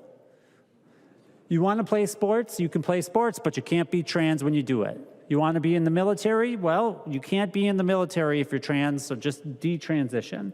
You want to get health care? You want to get a passport? You want to live in a prison in which you are respected as who you are? You want to take a class in school? You want to learn about your history? Of course you can do those things. We would never say you can't do them. You just can't be trans. It is pure erasure of a community based on who they are. And I gotta tell you, I don't think there's ever been a movement in the history of the world that has been favorably looked upon by history for looking at kids, determining that there is a characteristic about them you may not like, and cutting them out and excluding them. That's what this bill does. I know we continue to hear it is a simple bill about fairness, but this was not an issue in 2015 when trans kids stuck to the wall, and it's not an issue today. We haven't heard a single piece of testimony in committee or on the floor of an actual problem being caused by trans girls in sports. There's been a lot of feelings. A lot of people are nervous. A lot of people think a lot of parents think it might be bad for kids. But you know what we haven't heard? A single person say, this happened on my kid's team, and it's a problem. Several states have banned trans kids from playing sports without finding one transgender athlete in the whole damn state. Don't tell us this is about fairness in sports. There's no problem. You can't even point to a problem. It is about trans kids stuck to the wall. We are going to make this our cause, and until we lose it like we lost gay marriage, we're going to beat it to death. Beat it to death. Well, that's what's happening, and it's very difficult to be the subject of that. And I think it's really important for us to recognize that what's happened has gone from trans people to specifically trans girls and trans women. And one thing we keep hearing is that trans women should not participate in girls' sports. And I gotta tell you, they don't. Trans women participate in women's sports. Trans girls participate in girls' sports. You have invented a threat, and you have alienated children because of that threat being invented for political purposes. And these are factual things stated by the movement leaders in this country that have now transported it into the White House, where a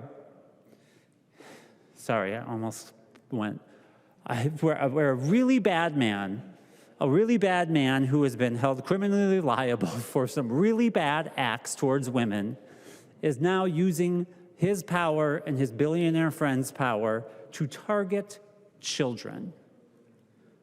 You can call that what you want, but we just use our eyes. You say you use your eyes, we use our eyes. We say bullying is bullying.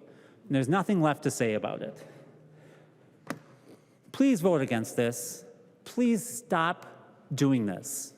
I'm just going to make a plea from my side to yours as the only trans woman in this body. Please stop doing this. We have data. We know facts. Trans women are not a threat to cisgender women. Trans girls are not a threat to cisgender girls. You will never find reliable data showing otherwise. We have not knew. These things have been studied far longer than you even knew we existed before 2015, when you were specifically politically told this is the movement that matters. put everything you have into it. So just recognize we don't need to do this, and you're going to end up hurting a lot of people, a lot more than you already have. Thank you for the time. Trans liberation now. I recognize the member from Hennepin, Representative Jordan. Thank you, Speaker Namath. I have a few questions about this bill. Will the author of this bill, Representative Scott, yield to a few questions? Representative Scott will yield. Representative Jordan. Thank you, Madam Speaker, and thank you, Representative Scott. How do you imagine this bill being enforced? Representative Scott. Thank you, Madam Speaker. Representative, the enforcement of this bill won't change much from what is happening now. The current law says that because girls were discriminated in sports for so many years, that they're entitled to their own teams. So really the main thing in this bill that is changing is because we have to add a definition for the word female. Representative Jordan. Thank you, Madam Speaker. So you're saying that things will that the high school league and will Representative Scott continue to yield? Representative Scott will continue to yield. Representative Jordan. Thank you, Madam Speaker, and thank you, Representative Scott. So if things are going to happen just the way they're already happening, why not stick to the original policy of the high school league? That's what's happening right now, and if that's working fine, why bother having this bill? Representative Scott. Thank you, Madam Speaker. Representative Jordan. Because the high school league has decided to question what they should do about a federal Title IX matter that has been issued, and so they're trying to find what the accurate interpretation of statute is, so we're trying to make it abundantly clear in the statute. Representative Jordan. Thank you, Madam Speaker, and thank you, Representative Scott. Members, to be clear, the high school league is not asking for this bill, and there isn't any miscommunication about what this bill does. What is happening is the high school league has had a policy in place for 10 years that says that kids get to just play sports on whichever team they want, and that has been working. There isn't a need for this bill, and we could have just adopted the language that was already working with the DE11 amendment, but we voted that down. And will Representative Scott yield to a few more questions? Representative Scott will yield. Representative Jordan. Thank you, Madam Speaker, and thank you, Representative Scott. This bill, as it was introduced, mentioned that enforcement would be based on an athlete's anatomy, chromosomes, and hormone analysis. Could the high school league use these tests when evaluating a girl's eligibility? Representative Scott. Thank you, Madam Speaker. Representative Jordan, that bill's not the one before us. Representative Jordan. Thank you, Madam Speaker, and thank you, Representative Scott. So what should the high school league use to evaluate an athlete's eligibility to play on the team of their choice? Are you asking Representative Scott to yield? I am, Madam Speaker. Thank you. And would Representative Scott yield to that question? Representative Scott will yield. Representative Scott. Thank you, Madam Speaker. We're asking the high school league to abide by the language of this bill, should it pass. Representative Jordan. Thank you, Madam Speaker, and thank you, Representative Scott, for answering those questions. But when you don't state what the enforcement is, then all enforcement is possible. Testifiers in favor of this bill stated that there should be physical exams for athletes. And members, I'm willing to state unequivocally that that is wrong. This bill attacks all children and will subject any child, cisgender, trans, non-binary, and two-spirit, to scrutiny over their bodies, could result in them having invasive tests and chromosome analysis done in order to play a sport, and will ultimately result in fewer children playing sports. And that's wrong. And this bill is ultimately an attack on girls' participation in athletics. This bill bullies children. It subjects all children who want to participate in school sports to, at minimum, justify why they should get to play on that sports team that they should be able to play on. Bullying has no place in our schools, and it also has no place in our statutes. And members, as adults, we should know that bullying is wrong. But bullying is what this bill is, and bullying is what hearing this bill in the Minnesota House is. This might surprise you, but I actually played sports in junior high, and you probably will not be surprised to learn that I was a very, very, very bad basketball player. But I was a basketball player. And sports are important. It was good for me to play those sports because I learned about grit and perseverance sitting on that bench. But I also learned about getting dunked on, literally, in junior high, and I learned a lot about that. I spent most of that career on the bench, but I did learn that I could dribble. I could run. I also learned that I really liked moving my body, even if it looked a lot more like dancing and cheerleading and hiking and biking rather than, nailing layups or shooting threes or, all those things that everyone could do but me. The other thing I know, members, is that I would not have played basketball if I had to prove that I was a girl to do so. There are real issues in girls' sports. There are real issues around eating disorders and self-worth. This bill will make that worse. There are real issues around pay equity for girls and women in sports. And there are real issues around girls' safety. But one of those issues is not all of the issues you heard about on the floor today. We have heard a lot about from Representatives Finke and Moeller about what violence against women looks like, and it is not playing on a volleyball team with your classmates. To the trans, non-binary, and two-spirit community, you should not have been subjected to this bullying today. You are valid, seen, and important. And I am sorry that the Minnesota House is bullying you right now. I will be voting no this evening, and I'm glad that my community will see me vote no. And I hope history will see you joining me in voting no. I recognize the member from Freeborn, Representative Bennett. Thank you, Speaker Damath. Members, first of all, I just want to say how the Education Policy Committee handled this bill, House File 12, so well. Just a couple weeks ago, it was heard in that committee. And members on both sides of that table were very respectful, followed decorum, and the public did too.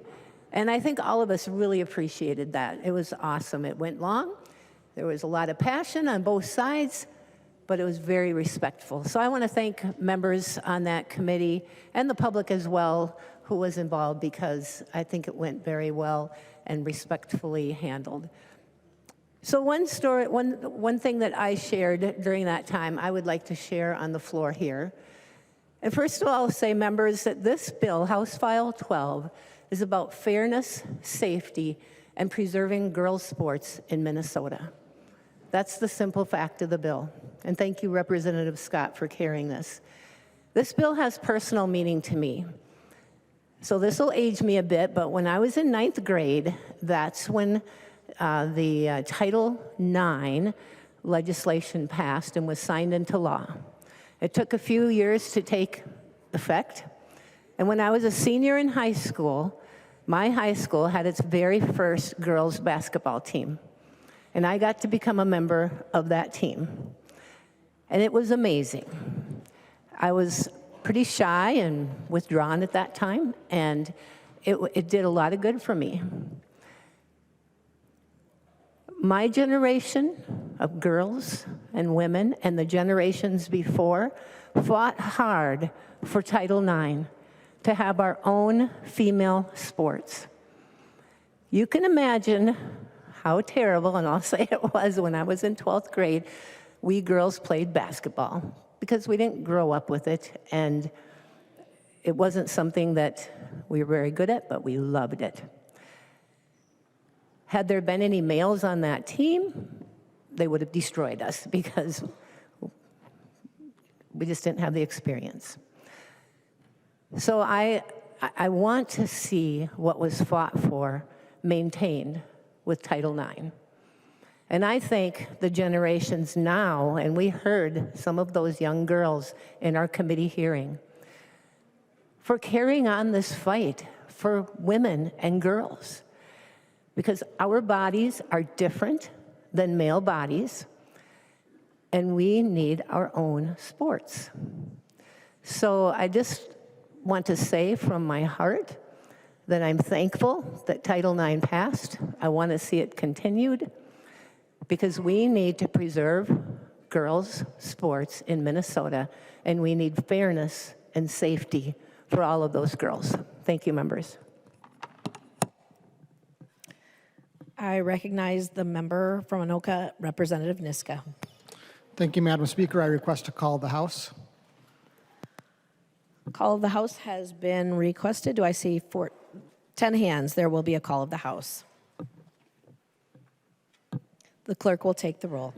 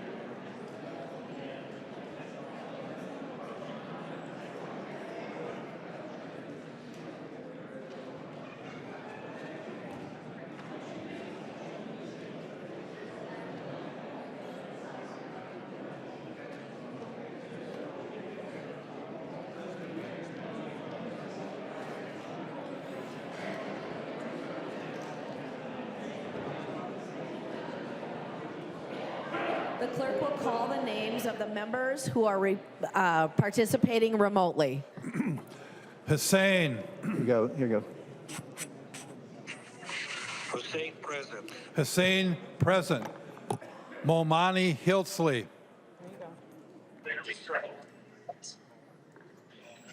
Momani Hiltsley present. Momani Hiltsley, present.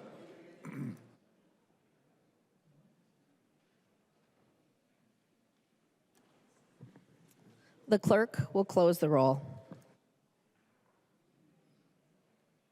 Representative Niska. Thank you, Madam Speaker. Members, House File 12 is a bill about fairness, safety, and preserving girls' sports in Minnesota. It ensures that the protections and opportunities created by Title IX remain in place for the next generation of female athletes in Minnesota. For more than 50 years, Title IX has guaranteed women and girls the right to compete on a level playing field. Thanks to the sacrifices and determination of previous generations, like Representative Bennett, Title IX became a reality, paving the way for continued growth and expansion of athletic opportunities for women and girls. As a parent and as a coach, I've seen firsthand how important these opportunities are for girls. Our daughter played youth sports, middle school sports, and high school sports, and today she's a collegiate athlete. There's a lot more to the story, and I know many of you have heard it, but suffice it to say that she's an overcomer. Through her experience and my own coaching youth sports over the years, I've witnessed the invaluable life lessons that sports teach: hard work, teamwork, the ability to win and lose with dignity, grit, how to respond to failure, and persevere through disappointment. These are lessons that serve young athletes far beyond the playing field, but those lessons can only be driven home if competition is fair and competition is safe. If sports were simply about exercise, we wouldn't have teams, divisions, or championships, and we wouldn't need to talk about any of this stuff. But that's not why we compete. Competition pushes athletes to be their best, to set goals, to work together as a team, and to achieve things they never thought possible. Fair competition is what makes sports meaningful, and it's the reason why athletes work so hard to achieve victory. That principle, fair competition, is exactly why we have divisions in sports at all. We have age divisions. We have different weight classes. In high school football in Minnesota, we have classes ranging from 9-person all the way to 6A. Divisions in sports are essential, and they're common sense because we fundamentally understand a school with a graduating class of 75 would not compete in the same division as the largest schools in the state. That wouldn't be fair, and that wouldn't be safe. That's because fairness in competition matters. If Democrats truly believe there are no athletic differences between different groups of people, where does it stop? Should we eliminate boys and girls divisions entirely? Should middle school athletes compete against high school seniors? Should we get rid of junior varsity and varsity teams? Of course not. But listening to the overheated rhetoric and, frankly, some of the unacceptable language from Democrats we've heard today, I wonder why they think that we should have sports divisions at all. Should we even have girls' sports? What's the point of girls' sports? These sports divisions exist for a reason, to create fair and meaningful competition. And House File 12 is straightforward and common sense. It ensures that girls' sports remain fair and competitive by preventing biological males from competing in female events. We have seen far too many cases of female athletes losing championships, losing scholarships, losing records because they were forced to compete against biologically male athletes that have an inherent advantage because of their biology. We've also heard tragic stories of young women suffering injuries in contact sports under these conditions. That is not fairness, and that is unsafe. Members, this should not be a controversial proposal. It's common sense, and that's why a vast majority of Americans agree. A recent New York Times poll found that 79% of Americans believe girls' sports should be reserved for girls only, including 67% of Democrats. Parents, coaches, and athletes overwhelmingly support the principles this legislation upholds. They understand that fairness in competition is not controversial, it's not exclusionary, it's not bullying, it's not genocide. It is a fundamental expectation of sports. That's why we must act now to ensure that female athletes continue to have equal opportunities in fair competition. The young women, like my daughter, who train, sacrifice, and dedicate themselves to their sports should not be denied the fairness and safety they expect and the fairness and safety they deserve. Members, I urge you to support House File 12. Let's make sure that the opportunities created by Title IX remain strong for future generations. Members, please vote green. I recognize the member from Hennepin, Representative Long. Thank you, Madam Speaker. Members, it's hard to think of an uglier bill than the one we have before us today. The GOP could have picked any bill to bring before us today, and instead of talking about real issues that Minnesotans are actually struggling with, like the high cost of groceries, housing, and childcare, the GOP is using their time on the floor to bring up bills bullying our youth. You'll notice that Representative Niska didn't give one single example of a Minnesotan that this is actually impacting. That's because in Minnesota, girls' sports are thriving. Minnesota is a national leader for athletic participation rates in girls' high school sports, and this is not new. We have had participation standards in the state since 2014 when the high school league policy was enacted with no negative impacts on participation rates. So the example that we've seen in our state is exactly the opposite. The policies we have are working. This bill aims at a fake problem manufactured to divide us for attempted political gain. And why? Because it's easy to pick on the most marginalized in our community. There is a long history of using marginalized kids as pawns in political games. Ruby Bridges was the first black child to attend a whites-only elementary school after Brown versus Board. The National Guard had to accompany her to school. And Ruby recalled years later a white boy in her school telling her, "My mom said not to play with you because you're an N-word." She said the boy wasn't trying to be racist. He was just telling her why the adults in his life wouldn't let them play together. This bill today is adults saying to our kids, you are not welcome to play together. And to some of our kids, you don't belong on any sports team at all. Think about what message adults are sending to all of our kids with that statement. One of my constituents has a trans daughter who is on the ski team. If she were made to play on the boys' team, it would out her to her teammates and coaches. What safety problem would we be solving by having a middle school skier not ski on her team? None at all. But it would increase her safety risk if she had to out herself and force herself to play on the boys' team. So if we want to talk about kids' safety, letting her play on the team that she identifies with is the safe thing. Her mom said, like any parents, we want our child to experience team sports, to learn about teamwork and working hard towards a goal. We are just parents who want what's best for our child, and our daughter is just a teenager who has many of the same worries, same joys, and same hopes as many of her peers. This past fall, one of my kids played on a soccer team. The team wasn't very good. We won some, we lost a lot more. The kids had a blast running around, they kicked the ball. Every once in a while they scored a goal. But the main reason they were there was for the snacks. On my kids' team, one of the players was a young trans kid. None of the kids knew. Most of the parents didn't know. And it didn't matter one bit. The child's parents said to me, what do we want kids to learn through youth sports? We want them to learn to play together, to have fun together. We want kids to connect to kids. We should just let kids play. What safety problem would we be solving by having my kid not allowed to play on that same team? None.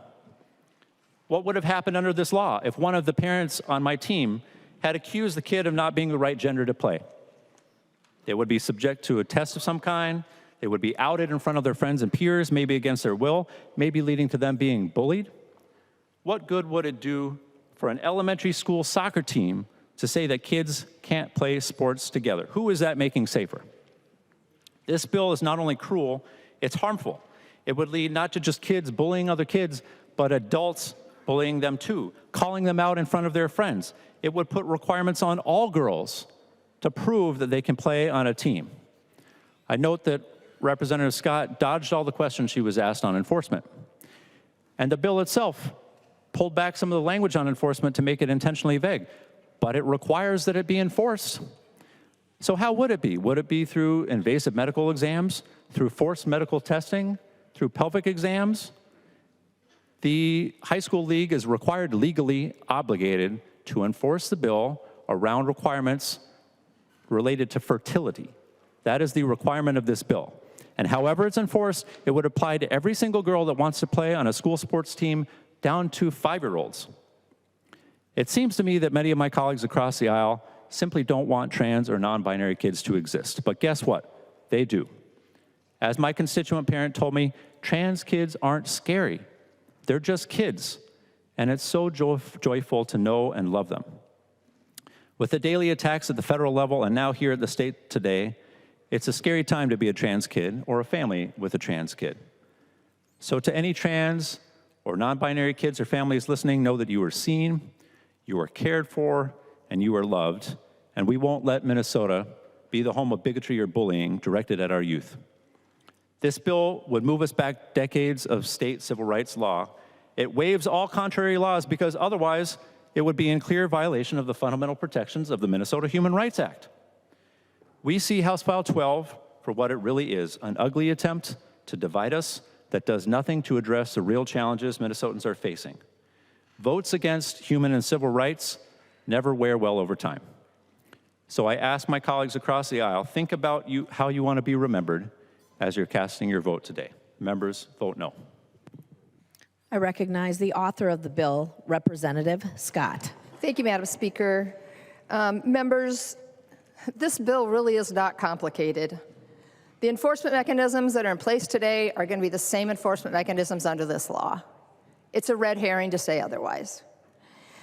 Members, we did hear in committee from brave young girls that came to testify about injuries, I remember one girl was shoved to the ground by a male on the opposing side, breaking her wrist in 3 places.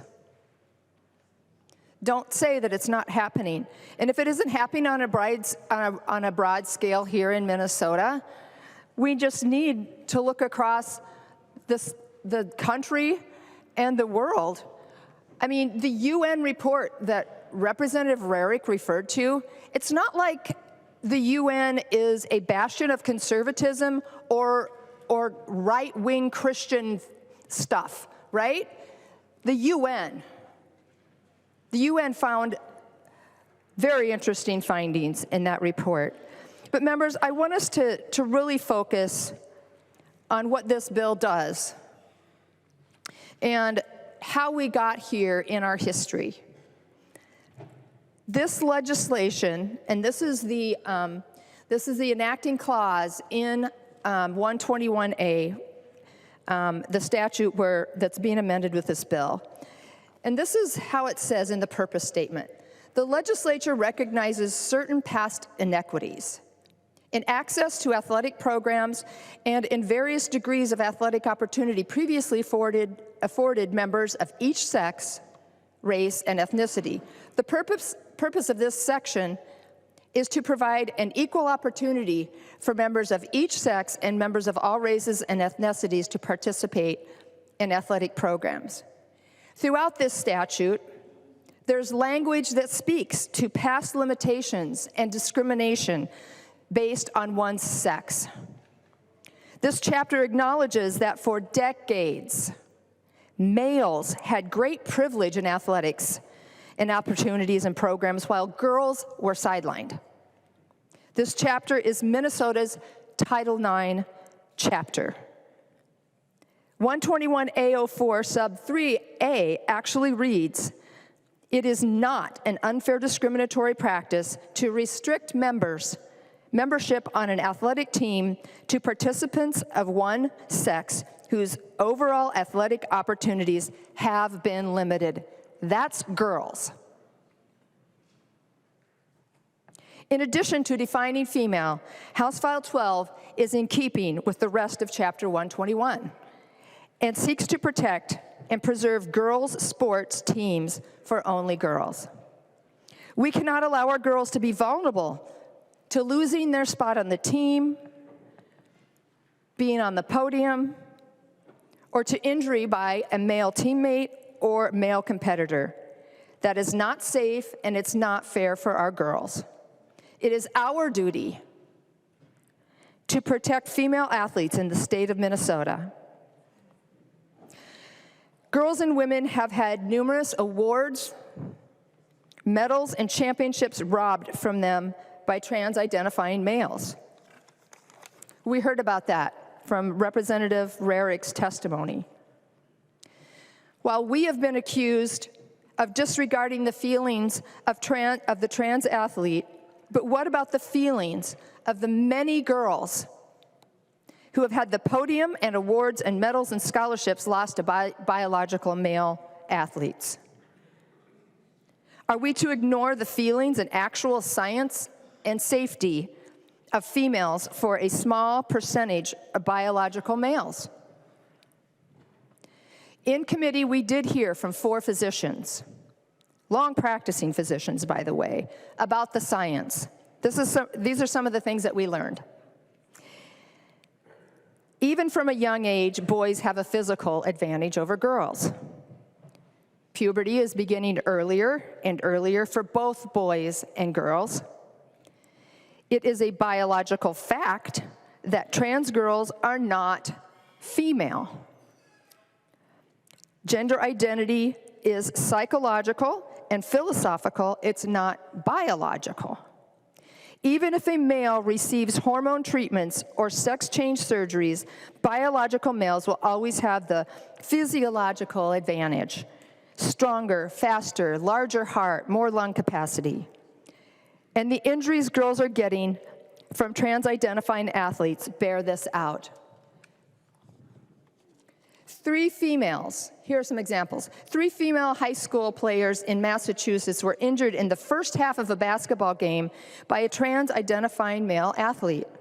The team with the 3 injured players ended up forfeiting at halftime.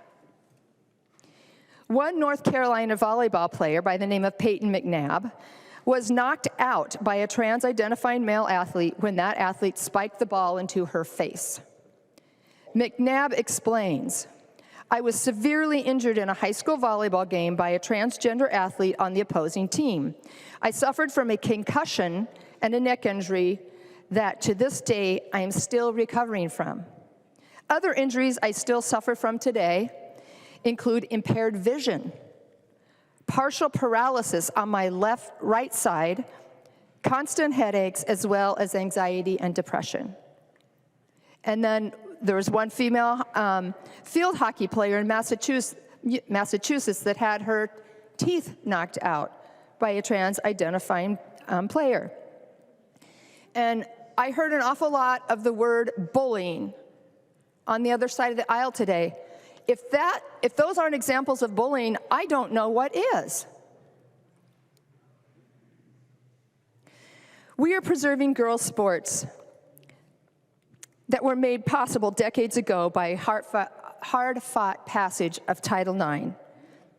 Title IX was championed and authored by a Democrat woman from Hawaii by the name of Patsy Minks, who had been shunned her entire life because she was a woman.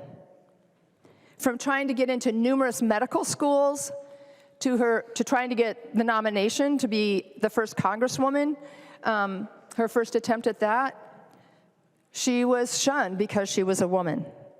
But she kept fighting for all of us girls and our futures.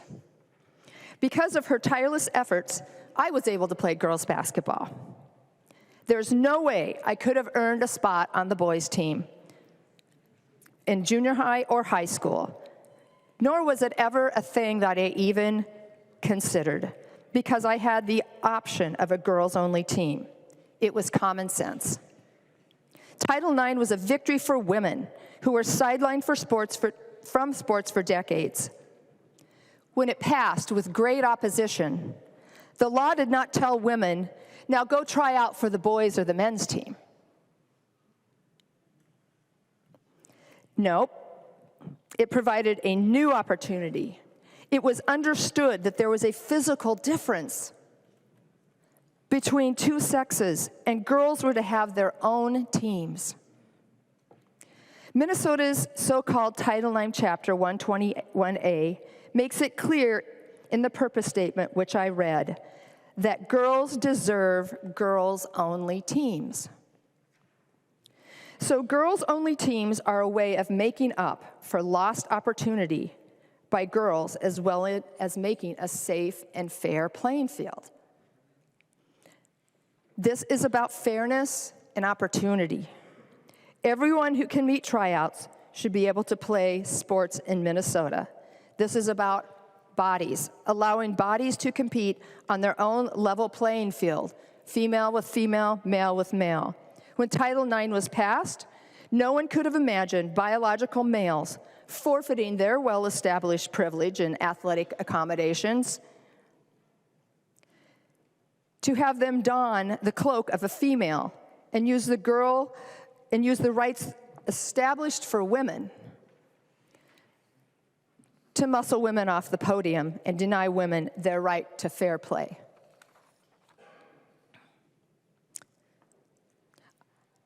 A vote for House File 12 is a vote for my new friend Laurel. Laurel testified bravely. She's 14 years old. She testified in the Education Policy Committee. And Laurel was involved in a really terrible skiing accident in 2023, late 2023. She broke 5 bones in her back, amongst other injuries. And she has worked really hard over the last year to get back to the swimming pool. She's a swimmer. She's worked tirelessly. She said, by the time I started my freshman swim season, I was mostly recovered. However, my times were still not as good as prior to the accident. I worked incredibly hard during my season and finally started to see results as some of my times started to drop. I was able to make the section team, but despite my hard work, I did not make it to state this year. I have seen my 2 older brothers swim at the state meet, and it has become a goal of mine to eventually get there. I cannot imagine having a biological male swim against me and take a spot in the top 16 to get to go to state in an event after all of this hard work, time, and dedication that I have put to overcome my adversity. I would absolutely be devastated to see my dream awarded to someone who will always have an advantage over me. A vote for House File 12 is a vote for Laurel. A vote for House File 12 is a vote to ensure fair and safe athletic opportunities for our daughters, our granddaughters, nieces, and friends. You are sending the message that you value their early morning and late evening practices, their personal and team goals, their fight back from a sprained ankle or other injury, not to mention the life lessons and self-confidence gained in the athletic arena. You are protecting their safety and opportunities for scholarships to play at a higher level, not to have that opportunity yanked from them by a bigger, stronger, faster male. You are voting for safe and fair competition for girls who for decades had no athletic opportunities. If you vote no on House File 12, you are rendering Title IX meaningless and telling this generation of female athletes they are invisible, that their femaleness is irrelevant, that you do not care for their safety or about fair athletic competition for them. It's common sense, and everyone in this room knows a female cannot and should not compete with males. I want to end with 2 quotes. One from Beth Stelzer, and she is a power lifter. She wrote an article recently, by the way, and this is taken from that article. If we allow men who identify as female to compete in women's sports, there will be men's sports and there will be co-ed sports. But women's sports will cease to exist. This is why I'm fighting to save women's sports.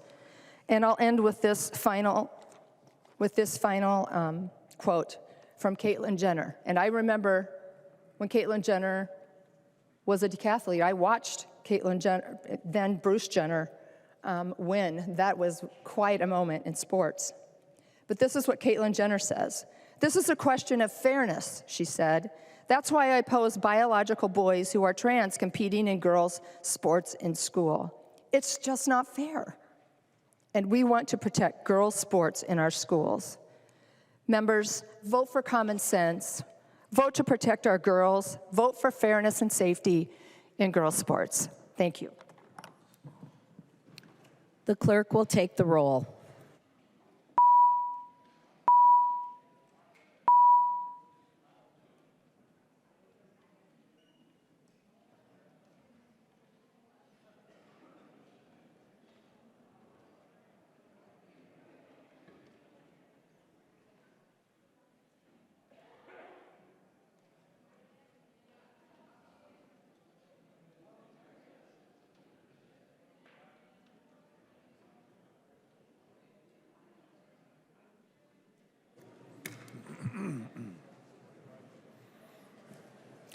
The clerk will call the name of the members participating remotely. Hussein. There you go. Hussein, no. Hussein votes no. Momani Hildsley. There you go, Hulda. Momani Hildsley, no. Momani Hildsley votes no.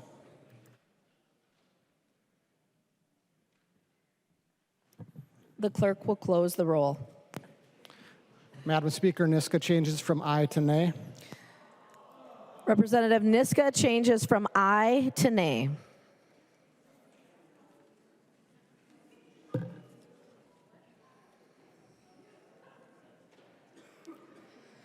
There being 66 yeas and 67 nays, the bill does not pass. Representative Niska. Thank you, Madam Speaker. I move to reconsider and request a roll call.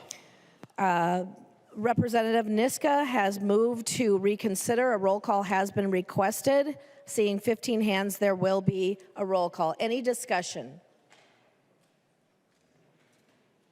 Seeing no further, the clerk will take the roll.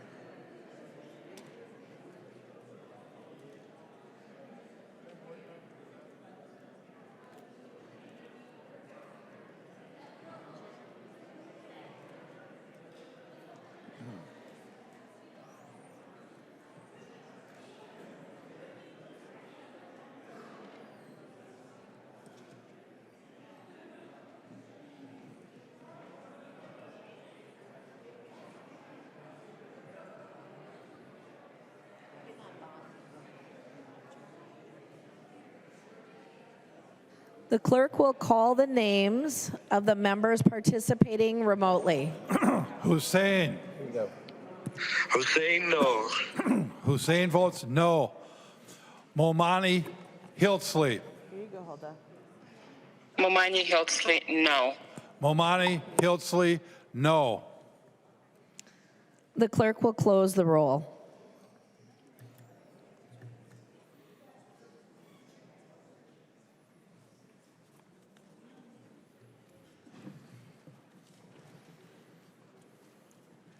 There being 66 ayes and 66 nays, the motion prevails.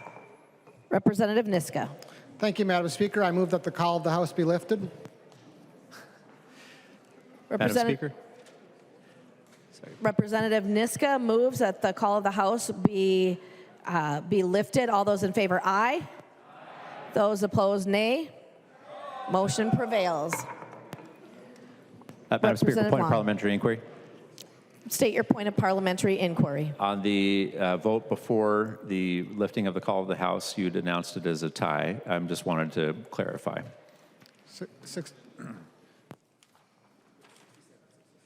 I had announced the vote as 67 ayes, 66 nays, and the motion prevailed. Representative Niska. Thank you, Madam Speaker. I move that House File 12 be laid on the table. Members, this is a non-debatable motion. All in favor say aye. Those opposed say nay. The motion prevails.